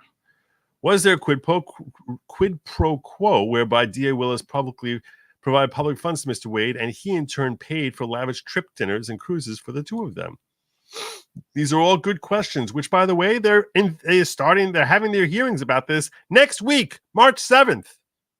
That's when they're scheduled to have hearings about this, which I believe are going to be broadcast, and I will be live streaming if they are publicly broadcast, which I believe they will be, March 7th, 10 a.m. next Wednesday, 1 week from today. I do anticipate that I will be live streaming this. When D.A. Willis says that what she and Mr. Wade paid was roughly similar on the exotic travel and dinners, what does roughly similar mean? Did each spend exactly 50%? Was it 75-25? And given the extravagance of the trips, does even 55-45 leave many thousand be picked up by Mr. Wade? The Board of Ethics needs to subpoena all financial records from D.A. Willis in both her elective and personal capacity, as well as Mr. Wade's law firm during the period of the relationship. What gifts did each give the other, and were they roughly similar in value? What is the opinion of the district attorney's staff on the relationship and possible hostile workplace in regards to walking on eggshells around D.A. Willis and Mr. Wade? Could a negative comment about Mr. Wade's work efforts or their personal affection cause others in the workplace to feel threatened or minimized? And we saw that when someone was a whistleblower about them abusing funds that they got and said that they spent it, instead of spending it where they were supposed to, they spent it on quote unquote swag, that person was removed from their office. So I wouldn't be surprised if that was the case, given how she runs her office. Pretty much like she's Tiffany Henyard and Mayor of Dalton. All district employees with contract to either or both of them should be questioned. Were these funds diverted to Mr. Wade better spent on reducing the intense backlog of cases in Fulton County, reducing the load at the jail, and thereby saving lives? They're not going to investigate that. That I'm sure they won't. But these are some good questions here. Good job, Stephen Kramer. The extra resources and financial costs of the court and district attorney's office, both paid for by Fulton County taxpayers like me, are to deal with this improper relationship. The added workload to deal with this is in direct contrast to the Ethics Code introductory section on efficient operation in the county. Furthermore, which by the way, even the filing this complaint and the fact that there's going to be an ethics committee that's looking at this has to hold some level of sway with Judge McAfee with respect to whether or not they can stay on the case. How the hell, if you're sitting there as a judge and you've seen everyone basically screaming what obvious perjurers and lawyers they are, how the heck you leave them on the case is very, very, very difficult for him at this point. Now, Dershowitz was speculating that what he probably will do, because of just the political friends that everyone is, what's the most likely outcome is that he will remove Wade and leave Fani Willis and her office there. Because for him to that's an interesting idea that Dershowitz had, which he admitted. He said, that's not what I want. He's like, I want them all removed from the case and indicted, to have them disbarred and indicted for what they did, for the obvious perjury that they engaged in. The obvious perjury. Which he's like, but we have to be cautioned about predicting what we wish to be true instead of just looking at what we realistically can expect to happen. And that is a fair caution and a wise caution, which I wholly concur with. I have concerns that he's correct in saying, look, do I think Wade is out? Yeah, I think Wade is definitely out. I'd be very surprised if Wade stays in here. Be very surprised. In theory, the judge could try to split the baby. He could try to split the baby and say, all right, Wade's out, but the rest of this prosecution go forward. You need to find a new special prosecutor. That's very possible. That's very, very possible. Very possible. Another thing would be for him, if he wanted to, in theory, he could remove both Wade and Willis.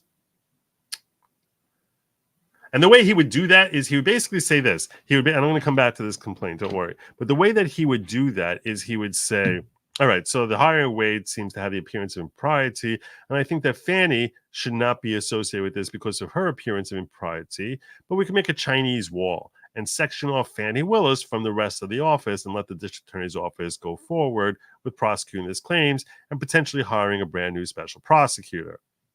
And that way, he keeps the case if he's so inclined, which many judges would be so inclined, because if he walls off the district attorney, if he says district attorney's office of Fulton is out, well, then they got to go to New County. If they're going to New County, that means it's going to a brand new grand jury, potentially. I mean, I think he would have to go to, but even if we wouldn't have to go to a brand new grand jury, it's going to be in front of a different judge from a different county.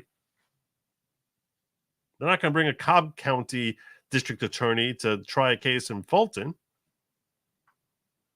You would think. I wouldn't think it would stay with him. I would think it'd be reassigned to a new judge in that other county. The district attorney has their office. Likely. I'm not professing I'm not telling you that, and I want to be clear when I'm saying this. This is completely speculation. I'm telling you, unlike Bradley, instead of me just saying stuff and then later saying I was speculating, I'm saying in the I am speculating based on what seems logical.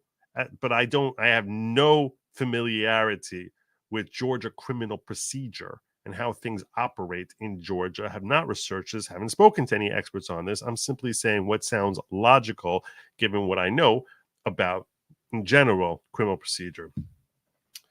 Which, again, I'm not even a criminal attorney, defense attorney. So much of this I learned on the fly. I'm just telling you, to me, it feels like they gotta bring Cobb County district attorneys got to bring their case in Cobb County. Do they have to bring brand new charges? Can they just move these over there? I don't know. And since it's very speculative what I'm trying to guess on here, and really the judge can do practically whatever the heck he damn well pleases on this. He pretty much can do whatever the heck he pleases. I'm simply saying I can't see how he can leave them in here and just come to a determination. I don't think there's any appearance of impropriety. Because that would make him a laughingstock. I mean, let's face it, that would make him a complete and total laughingstock. I mean, we're having a whole ethics committee that's investigating them for this thing. You got every news agency is talking about how they're big, fat, freaking stinking liars. And you're telling me that you're going to sit here saying there's no public appearance of impropriety? Everyone says that it's shady AF. So for him to reach a conclusion like that would make him look like a joke. So then if he's not going to reach that conclusion, he's going to basically mete out the first level of punishment when he swings his axe. The first head that comes off is not Fani Willis, it's Nathan Wade. And the question is whether he feels like if he lops off Nathan Wade, does that suffice to quench the public opinion as far as this whole thing feeling like impropriety? Or must he lop off Fani Willis's head as well? Obviously, I'm speaking figuratively, not literally. So, ask for his phone when he does not remember. Yeah, I'm sure he deleted everything. Jason McConnell. I once had lawyers sue me over a bill. They listed $63,000 as other work. The judge lost their mind. Yeah, precisely. There you go. Exactly. I would lose my mind. If I saw that in a bill, other work, what the hell? Are you out of your freaking mind? Other work? When you submit a bill, I'm telling you, if you want to actually collect on your bill, you must detail what you're doing hour by hour. I mean, look, sometimes you can be researching a topic, the same topic, for 3-4 hours. I could be drafting. I'm not going to kid you that there are affidavits or affirmations that I've drafted which go on for 40 pages, and I might spend 20 hours drafting an affidavit. But I'll put in there, and then I'll be able to show them the affidavit. I was like, here's the 62-page affidavit that I ended up spending 30 hours just drafting this. I dare you to try even typing it in under 20. So, well, you probably could type it fast in 20, but you understand what I'm saying. It's like, I'll show you, this is what it is. But you have to be really detailed. Really detailed in it. Nathan paid to cruise his way through a Fani.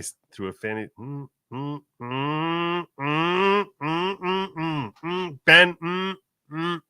The word. I don't know if I can read read these words because these words seem kind of rude. Tainting the entire justice system. Grifty! Did you hear an Illinois judge has ordered Trump removed from primary ballot? I did not hear that. No. Is that really true?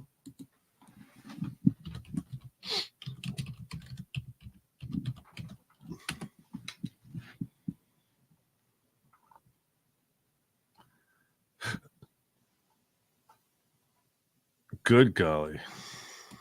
Doofus. I'll look at that shortly. I see it here. You guys don't want me to ever leave. I'm going to be here forever. Cannot leave her in office in charge. If Fani is removed, she's the root of power. We learned that with Fox Jussie Smollett. Oh, I agree with her. I agree with you completely. That doesn't mean that he doesn't have the authority to remove her from office. He doesn't have that authority. And the judge doesn't go all out. He's dumb. Even the slightest move against this group will already be met with max retaliation. He has to go all the way. You know, if he removes them all, he still can face retaliation. So I can't really hop on with lead attorney. I don't even know how I would do that. But yeah. It's not like he's someone I talk to, regularly. I think the last time I spoke to him was like 6 months ago. So, in a text exchange 6 months ago. He's not someone who we know each other well. We both know each other. He knows who I am. I know who he is. We follow each other on X, but we joked around a little bit behind the scenes, but nothing really. I don't have that kind of relationship where I'd be like, hey, let me on. That's not going to happen. Let me just make sure I'm good over here. Checking out my Rumble Ghetto. Rumble Ghetto, very quiet. Very quiet. All right. Can I get back to this now? Oh, Nate knows him. He can probably refer. Thank you. Oh, can you? Is that what you want me to do? Oh, Nathaniel, please, Nate. Oh, please introduce me to the lead attorney. I just need to meet the lead attorney. It would be a dream come true. I would lay my head down on the pillow and say, thank you, Lord. Thank you, Lord, for letting me meet the lead attorney. Oh, thank you, Lord.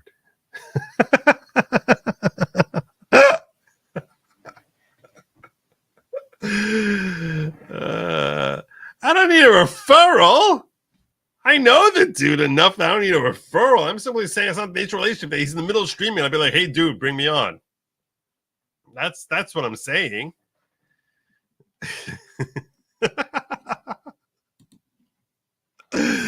Oh, God. And by the way, I happen to like the dude. And I think he actually has phenomenal like entertainment value. I think he's funny. I think he's a good guy and a smart attorney. Can you create Chinese firewall between Fani office? She's root power. Joe, just hop in the DM. I think you and him would have a great time. We would have a great time. Okay, fine. You know what? He won't even notice he's just sitting there going all off with his whole bomb. He's the one who inspired me to do that. I saw he's got his little honk thing or his ambulance chasing thing. I don't know. He's got his whole thing going on there. I'll drop. This is what I do. Okay, this is what I do. Tomorrow, I'll drop him a text and suggest to him that maybe he and I would have a good time covering some of this stuff together. Okay. I've never had him on my show. He's never been on my show, but we've talked about being on each other's shows like countless times. I even booked him for one night, and then I don't know, one or both of us forgot about it because it was supposed to be like weeks in the future, and then like 6 months later, I was like, oh, I never followed up there. So yeah, he's a good guy, and I respect him as an attorney. But yeah, thank you all. Let me get back to this ethics complaint. All right. Furthermore, any added expenses by the taxpayers of Fulton County to a district attorney's office responding to and litigating a scandal that DA Willis has brought upon herself are funds that can be used for legitimate issues. She's a pain in the neck. She sucks. I hate her. Prime issue, in my view, is the extreme backlog in court system, taxpayer funds, and resources that could be used to relieve the overcrowded Fulton County jail and perhaps prevent more unnecessary deaths are instead being diverted by DA Willis to try to defend herself against her sordid activities and related actions.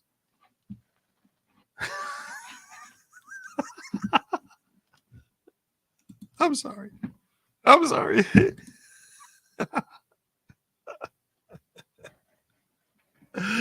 If only someone could introduce me to Legal Eagle.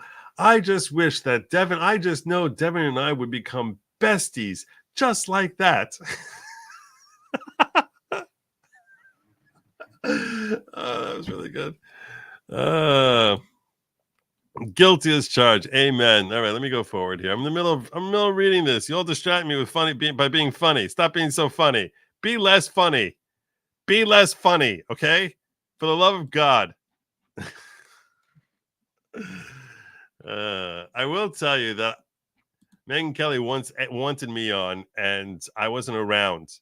Like, I wasn't available. Like, Nick reached out to me in a text message. He's like, would you want to jump on with Megyn Kelly and talk about, I don't remember which trial it was, but something over the last like 6 months or so. And I was like, yeah, hell yeah, definitely. But by the time I saw it, it was like 4 hours later. And she's like, oh, she got someone else instead. And who did she get instead? Robert Gouveia. I see that. I see pretty boy Gouveia there on with Megyn Kelly. I'm like, dang it. And he's really great guy too. Great guy, great attorney, great personality. He's awesome. There are others who do what I do, and we all have a slightly different flavor. I'm going to tell you something. Most of them I have deep respect for. Legal, not so much. But most of them, I like them. And I think that they're talented, intelligent attorneys. Most of them. So, and I got no problems with that. That's okay. Joe, jump up. Yeah, it's been a while. Like my like button as an LB dislike. It's been a little while. It's been a minute. I haven't spoken to her in over a year. It's been over a year since I spoke to Legal Bites. Been a minute. All right.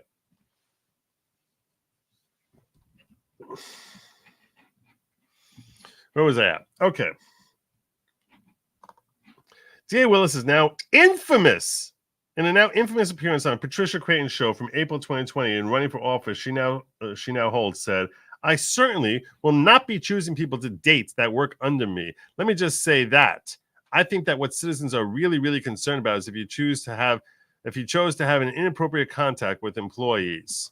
This was raised and thrown at her face when she was on the stand. She's like, he doesn't work for me. He don't work for me. Yeah, well, you gave him a contract. So what does that sound like? Stupid. DA Willis not only knew the damage that such a relationship would have, explicitly spoke out against such relationships when running for office. And like I said, she's going to say, he doesn't work for me. He's an independent contractor. She then hid her relationship from Fulton County voters who elected her and proceeded to have such a relationship anyway. In the process, she's opening herself up for lawsuits by other staff and contractors who have not been treated in the same manner in pay and perks. Or Mr. Wade could sue her if he subsequently let go because of the relationship. We recently had a similar case in Fulton County with Commissioner Natalie Hall, where the taxpayers of Fulton County had to pay $902,000 for an inappropriate relationship with Hall's former chief of staff, Calvin Brooks. So I really don't like the idea that people are having these inappropriate relationships, and we the Fulton County taxpayers end up having to foot the bill for them not being able to tuck their libidos away for 10 minutes. The Willis situation cost Fulton County taxpayers even more. We're only on page 2 of 7 here, in case you're wondering. What? What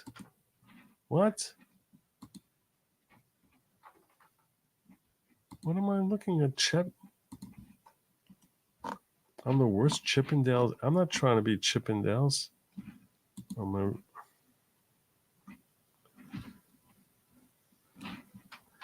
I see Viola's in there. I don't know what I'm total swim off in it.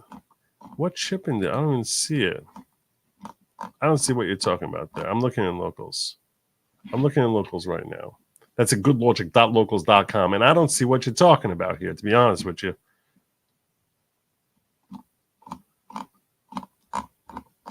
Only thing I see is what you sent a $1 tip. And people saying, be less funny, guys. And Morgan saying, hi, all. I don't know what you're talking about.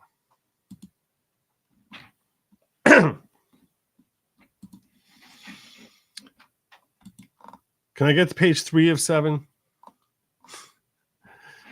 All right. Steve Kramer needs my attention. And I am looking forward to, I'm going to be streaming this next week at 10 a.m. So I'm almost positive this is going to be live streamed. It's alleged by one of the defense attorneys that DA Willis started her affair with Mr. Wade before she hired him, not afterward, as she swore. In case you're wondering what we're doing now, we are reviewing the ethics complaint that was filed by a Fulton County resident who's not an attorney, not anything. And he just filed this with the ethics committee, and they are performing an investigative hearing on March 7th, next week at 10 a.m., which I believe will be live, I believe it will be aired live, and I plan on live streaming. This is the basis of that complaint. This is the complaint itself that we are reviewing, in case you're wondering what we're doing here. It's alleged by one of the defense attorneys that DA Willis started an affair with Mr. Wade before she hired him, not afterwards, she swore. Should that prove to be true, Willis committed perjury. The Board of Ethics should investigate the timeline of the relationship to gain clarity. Willis used the subpoena of office leader Lindsey Graham to ask for donations for her political campaign. She used the power of office to help her politically. This action was similar to her going to a campaign event for the opponent of one of her people, now Georgia Lieutenant Governor Burt Jones. She was prosecuting at the time. While both are errors in judgment, the first case needs to be reviewed by the Board of Ethics. The judge in Trump case already handled the second by disqualifying DA Willis from prosecuting Lieutenant Governor Jones. I'm not very familiar with that situation. Wade did not have the requisite experience for the job for which he was hired. The other two contract attorneys did have such RICO experience. The crimes being prosecuted are RICO felonies. Wade never prosecuted a RICO case, nor has he prosecuted a felony. He was a solicitor who prosecutes misdemeanors and a municipal court judge. It begs the question, was Wade hired because of some unforeseen experience to prosecute felonies that escaped the public record, or merely because he was D.A. Willis's paramour? Even if it can't be proven one way or another, it's an appearance of conflict in the public eye. This guy's having a lot of fun with this. Should we open up this little, yikes.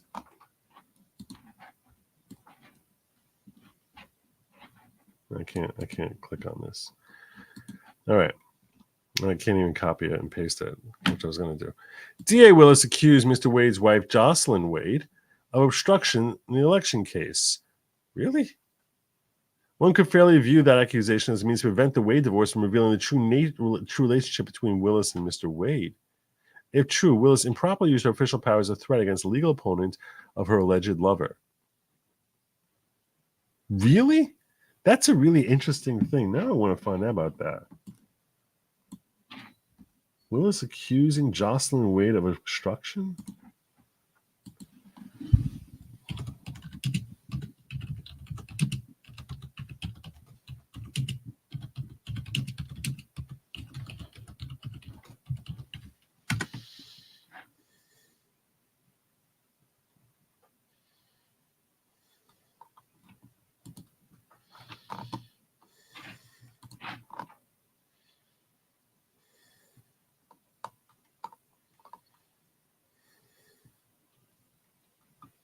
When's this dated?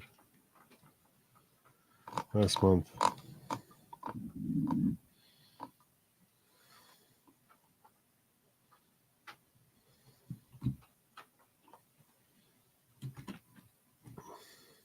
This is an interesting charge here. It's an ugly intersection of professional malpractice and personal soap opera. As it turns out, Fani hired her boyfriend Nathan Wade to serve as special prosecutor in the case in which Trump is a co-defendant. Not only did she hire him, though he had no experience of this kind, but he is being paid an incredibly high salary. That I disagree with. I don't think it's incredibly high. Unfortunately for the two lovers, there are bank records and receipts that show some questionable expenditures. Wade and Fani Willis are having an affair. He's married man, though, and his wife has become part of the soap opera. Mrs. Wade said that not only did Wade and Willis travel together, as bank records show, but he paid for her travel expenses. Fani accused Jocelyn Wade of obstruction in the case when she came forward. Fani doubled down and said the marriage of Jocelyn Nathan went into divorce proceedings because Jocelyn was unfaithful to her husband. That was a really bad move. Jocelyn's attorney produced bank records because a full accounting of Wade's finances and what he has done with them is necessary in the divorce proceedings. Right. It could be that it's an abuse. I don't know enough about this whole situation. I'm not really sure. And I don't want to get too bogged down.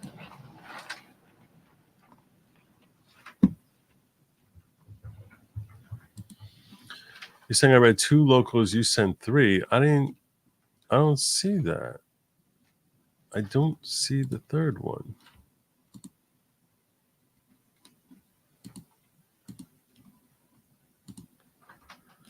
I'll refresh, but I don't see it.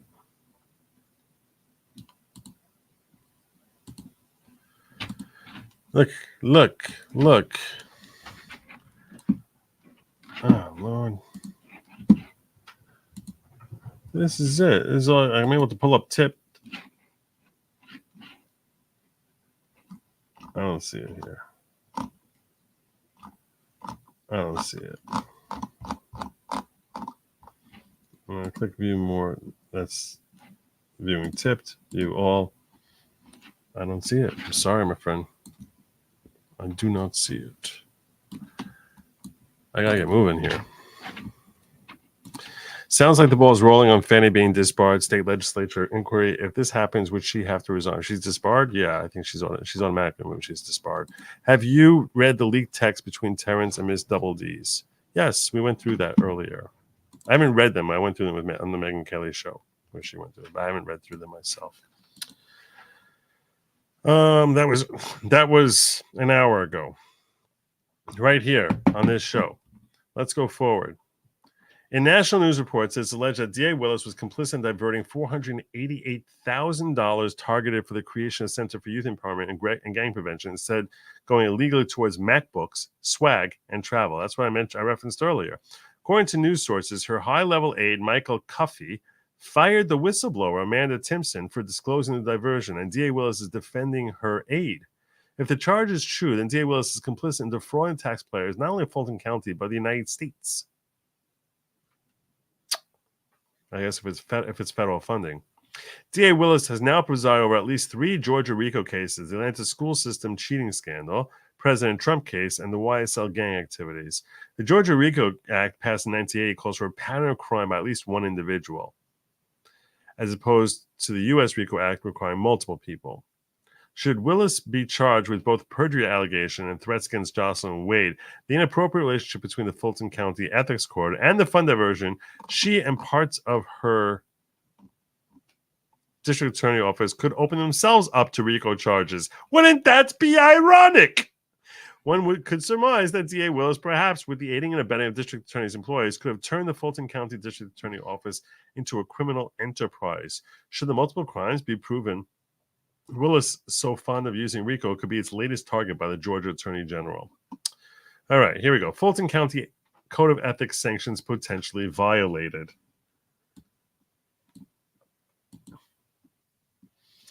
The following sections of the Fulton County Code of Ethics Code, are alleged to have been violated by the Fulton County District Attorney Fani Willis by one or more of the above actions. Let's see what he's got here. Section 2-66A.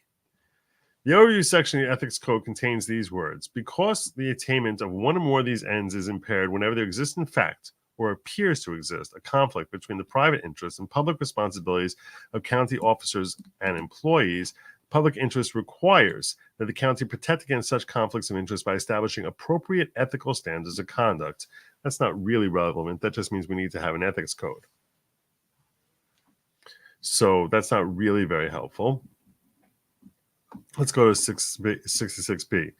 Next section says officers and employees should aspire to avoid even the appearance of a conflict of interest by avoiding conduct or circumstances that would provide a reasonable basis for the impression that the officer's or employee's ability to protect the public interest or impartially perform an official act is compromised by his or her financial or personal interest in the matter of transaction. So that certainly seems to be imputed in this context here. The appearance of conflict of interest can exist even in the absence of an actual conflict of interest. And that's why it looks like this. And that's why the appearance standard is so important over here, the appearance of impropriety. There was at a minimum an appearance of conflict of interest and perhaps an actual conflict of interest by D.A. Willis in several of the above actions. These include having the affair with a subordinate, using the office against subordinate's wife, paying for services that ultimately could be traced to in-kind use by D.A. Willis, and the hiring of Wade, a boyfriend without the requisite experience behind a RICO code. Yeah, so that's real problems. That's something. That's real problems she's facing.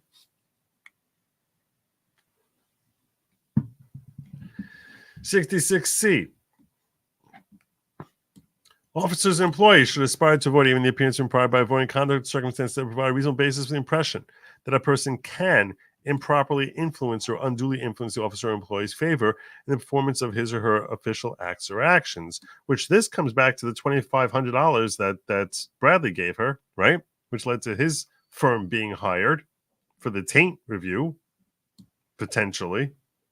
Not to mention all the other conduct that is referenced here and above in the complaint. The appearance of impropriety can exist even in the absence of actual impropriety. Willis, knowing the dangers of an affair,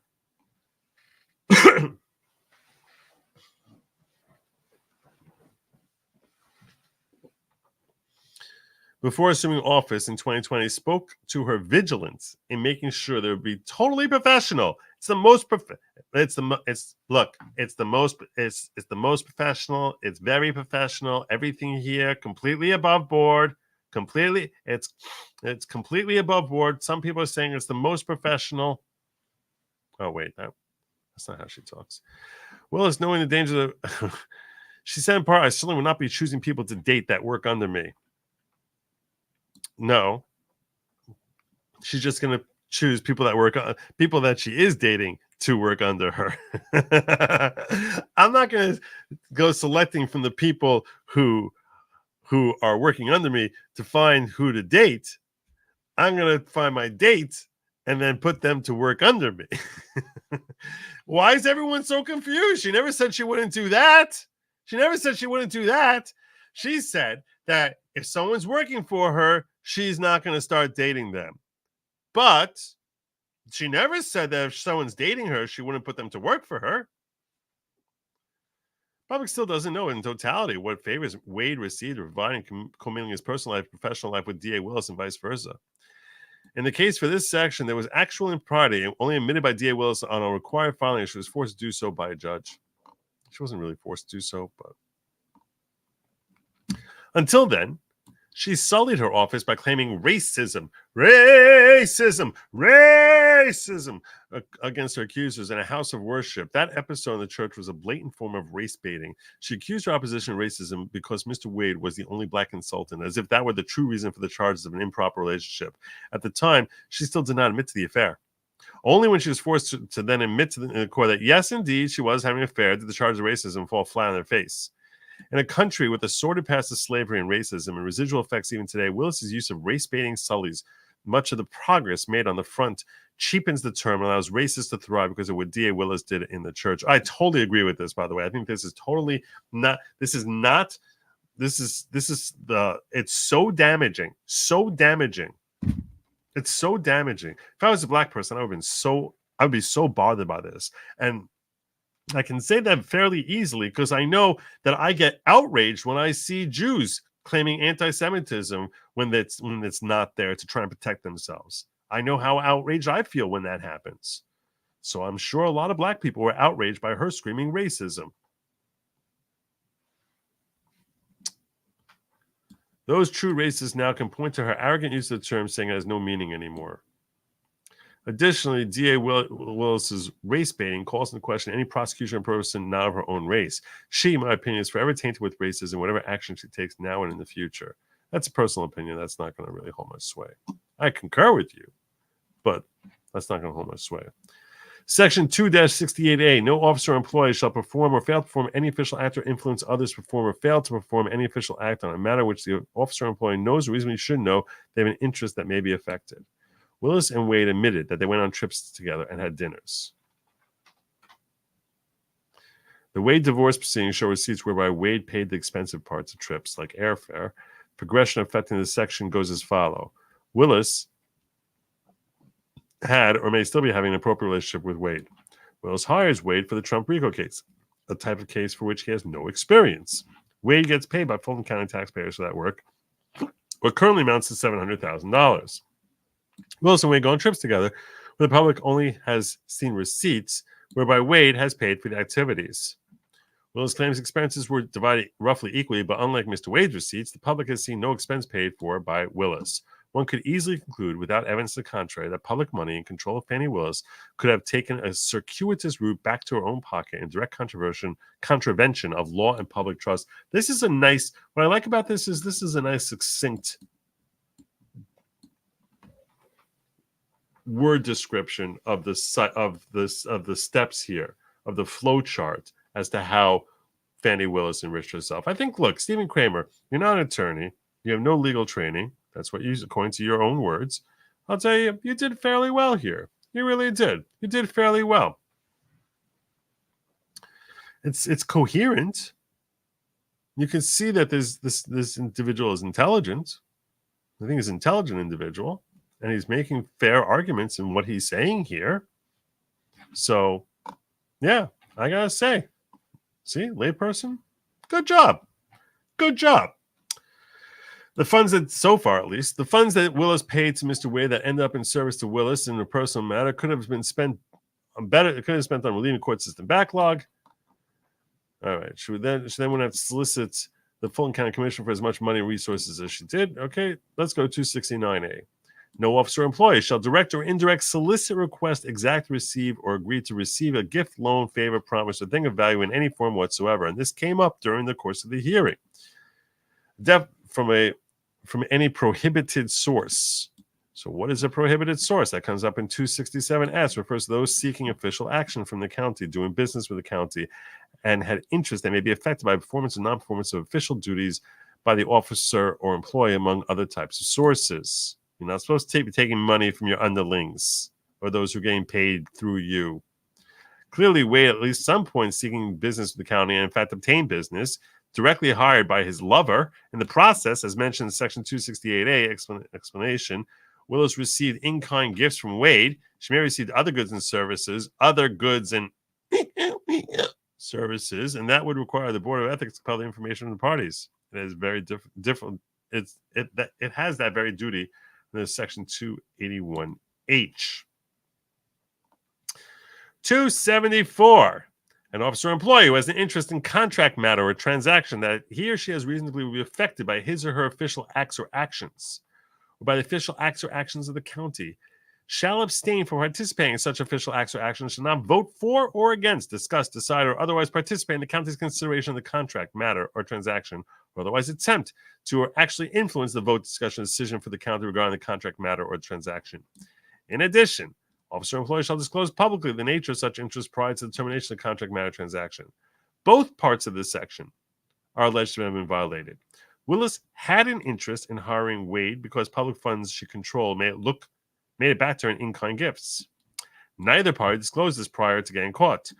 And this is something, and what I like about this, these are things the judge said, I don't care about, but the ethics committee arguably will. And let me explain to you the distinction, which is you need to understand why would the judge that properly could arguably, like a fair, reasonable case be made for him to say, I don't care about this, yet an ethics committee will say, we do care to look at this. I will explain to you why that is. Because the nature of the different duties of the parties who are assessing the conduct. An ethics committee has a responsibility to look into violations of ethics. So if there's a violation of ethics by someone who's under their purview, they're supposed to look at it, especially if there's evidence to support it, which there seems to be a treasure trove of evidence to support these allegations that Mr. Kramer is raising here. The judge, however, is simply trying to look at whether or not illicit conduct by the DA is a reason to remove them from this specific case. Starting with an assumption that she's going to be district attorney if I remove her from this case. She's still the DA. I'm not affecting that. It's not my job to punish her. I'm simply looking to see, does her wrongful conduct impact her ability or Wade's ability to stay on and prosecute this case against these defendants? So that's why, as far as if she has general ethics issues, it's more of a leap for McAfee to say that's a reason that now I have to remove you from this case. At least I can understand how he would reach that conclusion. Do I agree with him on that conclusion? Not exactly, but I think that's a reasonable way of analyzing it, which is what his duty is. In contrast, the ethics committee is supposed to be looking at everything. If the ethics committee is supposed to be looking at everything, especially anything that's, material and has evidence, so they can take appropriate conduct, sanction her, suspend her, disbar her, whatever the appropriate is, cite her, something. At least the public feels as if someone's looking at what the heck she's doing. She certainly has a difficult. She has what she has to answer for here. While campaign contributions, Section 270, are not part of this ethics complaint, the fact that Georgia requires ongoing disclosures of sources of funds by campaigns and existing office holders is relevant here. Those forms are one source of disclosure, legally binding. A lack of disclosure is a violation of Georgia law. Accordingly, Willis had ample opportunity to disclose that she received money that circuitously made it back to her in kind many times. She was publicly interviewed repeatedly since she initiated both the Trump and YSL cases, brought them to grand juries and beyond, and any of those times or other times, she could have disclosed this part of her personal gain. Similarly, the office of subpoenaing Senator Graham. The act of subpoenaing Senator Graham and then using it for campaign resources is using her official office in furtherance of her campaign. In my opinion, it was an in-kind donation to her campaign, funded by the taxpayers of Fulton County. Section 279A. On or before April 15th of each calendar year, each of the following individuals shall file an income and financial disclosure report with the clerk of the commission, which report shall cover the preceding calendar year. 1. All elected officials of Fulton County, as well as judges and juvenile magistrate courts. Disclosure of the in-kind gifts were not made until Willis was caught. Ensnared in the messy Wade divorce case, we read that Willis thinks she's immune to the Board of Ethics body because although her title as Fulton County District Attorney serves taxpayers of Fulton County, and she's partially paid by the taxpayers of Fulton County, that she's an officer of the state of Georgia, and this ethics code doesn't apply to her. We counter by stating that she's an elected official of Fulton County, that while the Georgia Constitution defines her role, she acts as both an officer of the state and county. This section reinforces that view because it references juvenile court judges as part of the purview of the Ethics Code. And the Georgia Constitution references them also. Fulton County Magistrate Court judges are similarly referenced by the Georgia Constitution and are bound by this Ethics Code. 279B. Each report, we're almost done, we're down to the last page here. Each report shall identify the source of each of the following received or accrued during the preceding calendar year by each person required to file such report and such person's spouse, if any gifts or favors from a single prohibited source in the aggregate value of $100 or more.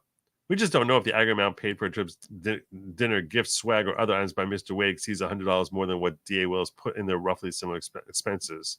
Should he have put in more than $100 from what DA Willis put in each year? She would be in violation of this code section for each year he was on the payroll and they spent money together.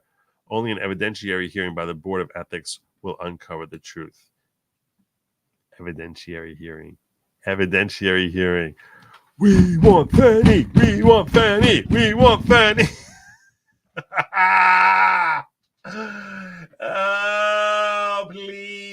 please, please, please, please, please, please, please, please give me an evidentiary hearing. Oh, do we need an evidentiary hearing?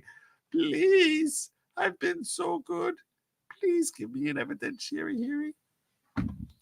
Closing. The Fulton County Code of Ethics has been put into place for exactly the kind of behavior alleged. Equal treatment of law requires, and that's what she's always screaming, equal treatment under the law. Requires the ethics board to investigate these charges, provide due process, adjudicate the findings. As Fulton County resident, I'm pleased that there's such an ethics code, and all I ask is that it be put to use fairly and without fear or favor. Oh, throwing her own words back at her. I like Mr. Kramer. He's funny. He funny. You funny, Stephen Kramer, because that's what she always says. One law applied equally without fear or favor. That's what Ashley Merchant was referencing. She's like, oh, we're probably going to get another speech about no fear or favor. I respectfully submit this complaint to the Fulton County Board of Ethics for seeking truth, good government, transparency, ethics, and fiscal responsibility. There you go. There you go. There you go. So, what do we see? What have we learned? What do we got going on here? First, I'm going to see if I see anything from Worcestershire, because otherwise I'm going to be getting it. No, I still don't see it. I'm sorry, Worcestershire. I don't know what to tell you. I don't see it. I don't know what should I tell you? What should I tell you? Making sure that I'm good over here in my Rumble ghetto. You people okay over here? You talking amongst yourselves? Hiya, Pooh. White Sparrow's happy. Good. Pooh's happy. White Sparrow's happy. Aussie Mark is happy. Real Patriots Party's happy. Everyone's happy. Jacob Castro's happy. Red Delta, Dom Mannon. You all happy? Good. Good. I'm checking on you.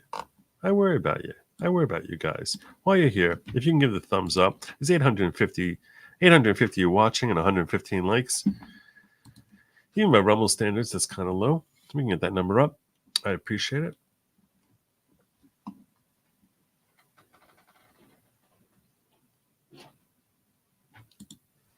Which just says, you don't want my dollar in your belt, so drag me here to send you $5. Lucky you're worth it and much more. Thank you. Thank you. Thank you. Thank you. Thank you. I tried finding it. He was already under her and she under him as well. Apparently there's a lot of going on under. It's good to see you, Cousin Death. All right. I think I made my point. I think we covered everything we need to cover. I think that which needs to be said has been said.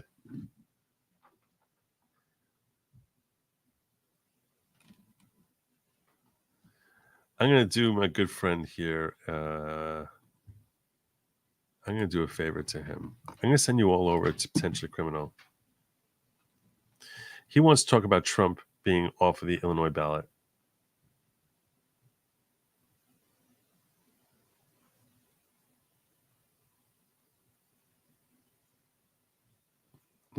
He's been going on since midnight. I don't know how much longer he's going on. Maybe I'm going to change that. I'm not sure how much longer he's going to be going on. You all want to talk about the judge throwing off the Illinois ballots. There was one other thing I was supposed to cover here. There was one other thing. Oh, yeah, there's a few things. Sorry, I can't let you go yet. I know it sounded like I was winding down. There's a few things that I said I was going to cover. All right. Someone wanted me to cover the Trump and Son. Trump and Son. Looks like there's a whole Trump and Son. I don't know what I'm supposed to be seeing. Let me see what I got here. I think C3P mean is going to be okay with me watching this. So let me see if I can watch this with you. Let's see what we got. It will not roll up. Bing, bong, bong, bing, bing, bing. Furthermore, I need a new window shade for my bedroom. What's wrong with the old window shade? It will not roll up. Well, that don't make no difference because ain't nothing outside the window for you to see, and I'm sure anybody outside don't want to look in. Is that an insult? Is the bullfrog waterproof? Just get cracking on that list. I like to get cracking on you. Well, I never. I can believe that.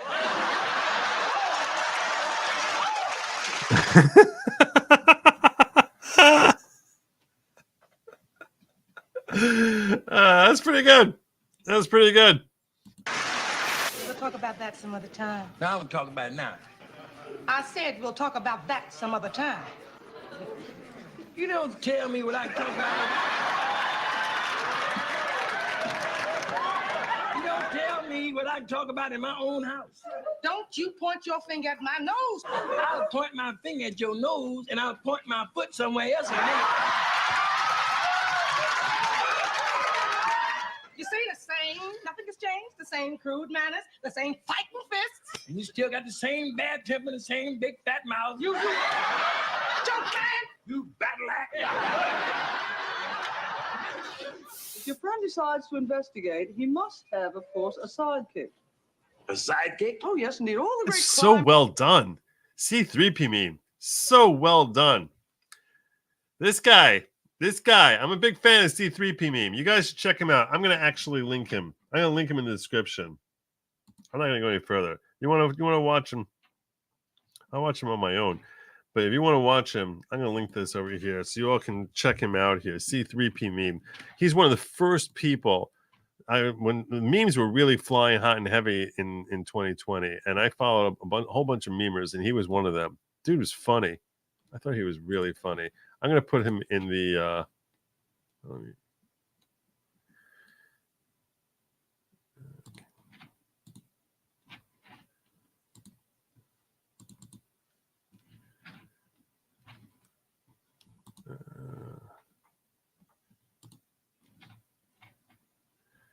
all right, let me put this in here.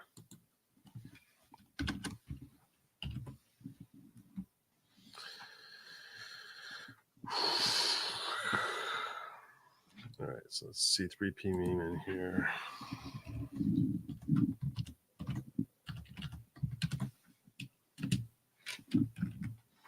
Other thing I want to talk to you about is this judge deciding to take Trump off the ballot. The Illinois judge taking him off the ballot, which is really not that big a deal.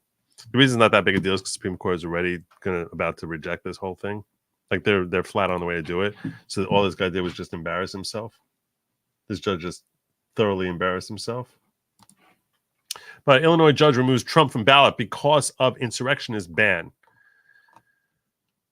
His prize move. Illinois judge has removed former President Donald Trump from the state's ballot based on the 14th Amendment so-called insurrectionist ban. Decision is paused, giving Trump a shorter period of time to appeal. Wednesday's unexpected decision comes as the Supreme Court anti-Trump challenge from Colorado is pending before the U.S. Supreme Court. They already heard oral arguments on it, and they were laughing practically. Laughing, I say. Laughing at this claim. There's no way, zero chance that anyone's going to be able to take him off. Widely expected to reject arguments that Trump is barred from office. But Cook County Judge Tracy Porter heavily relied on the prior finding by the Colorado Supreme Court, calling Colorado's rationale compelling. What an airhead. Who's Tracy Porter? Now we need to know who Tracy Porter is. Cook County Circuit Judge Tracy Porter. The court also realizes the magnitude of the decision and its impact on the upcoming primary Illinois elections. Porter wrote, the Illinois State Board of Elections shall remove Donald J. Trump from the ballot for the general primary election on March 19, 2024, or cause any votes cast for him to be suppressed. Stripped from the Illinois ballot 1 month after the anti-Trump challenge was dismissed by the Illinois State Board of Elections. The audacity of these jackasses. Seriously, the audacity. Let's look at this woman here.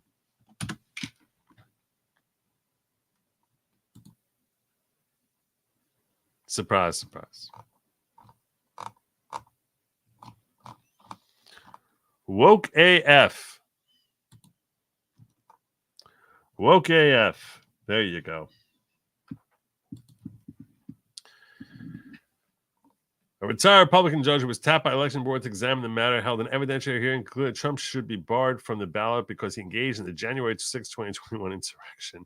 Determined that only courts and not the board had the power to implement the recommendation. The election board tossed the anti-Trump case in a unanimous and bipartisan vote because it said it didn't have jurisdiction to review the matter. Illinois is now the third state where Trump was booed from the ballot after Colorado and Maine. Those decisions paused pending the appeal of the Colorado case to the U.S. Supreme Court. Trump can appeal the judge's decision in Illinois state courts. He has already beaten back similar lawsuits in many other states. This judge basically doesn't mind the entire world thinking she's a moron. That's all I can tell you. because she clearly is a moron. She's a moron. Even the staunchest advocates for removal have started backpedaling. Backpedaling. I don't really believe it. Oh, going out. Bye.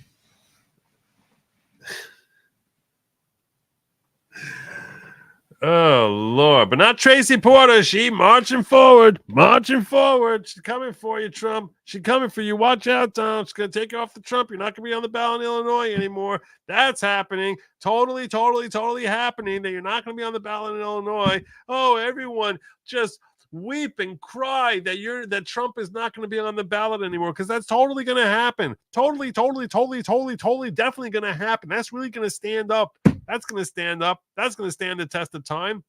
At least if you ask, Nostradamus type attorneys over there, like, I don't know, Terrence Bradley might think that's true. But the rest of society kind of has woken up to the fact that that's not going to hold up. No, you can't do that. You don't have the authority. You don't have the jurisdiction. You got no power here. You're being kind of an idiot. And you're just displaying just gross levels of TDS. Gross. Ew. No one likes that. Nobody likes that at all. All right. Mr. Wade receiving hazard pay. Yeah, that's a fair point. Stuff like this only matters in a nation of laws. It's not happening. Don't worry. I'm telling you, all she's going to do is just embarrass herself. Terry Porter. Not a fan of when you're playing lands, but at least you earned a DEI hire. Sorry about that, Bebop. I'll take that as a compliment. Eventually, it does have to land. All right, my friends. I said I was going to send you over to Mr. Potentially Criminal. Let me see if he's still going. I said I was going to send you there. Let me see if he's still going. Yeah, he's still going. I don't know what's going on. I'm going to send you on over to him. Say hi for me. Hi for me.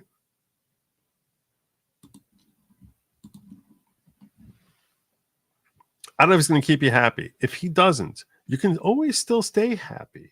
And eats the bugs. Stay happy and eat the bugs. I'll see you all tomorrow. Till then, take care of yourselves. And as always, you have to find me on goodlogic.locals.com. Goodlogic.locals.com, because I don't know what time I'm starting tomorrow. It's probably going to be late. Just warning you, probably going to be late. Goodlogic.locals.com. Take care, good night, and Godspeed.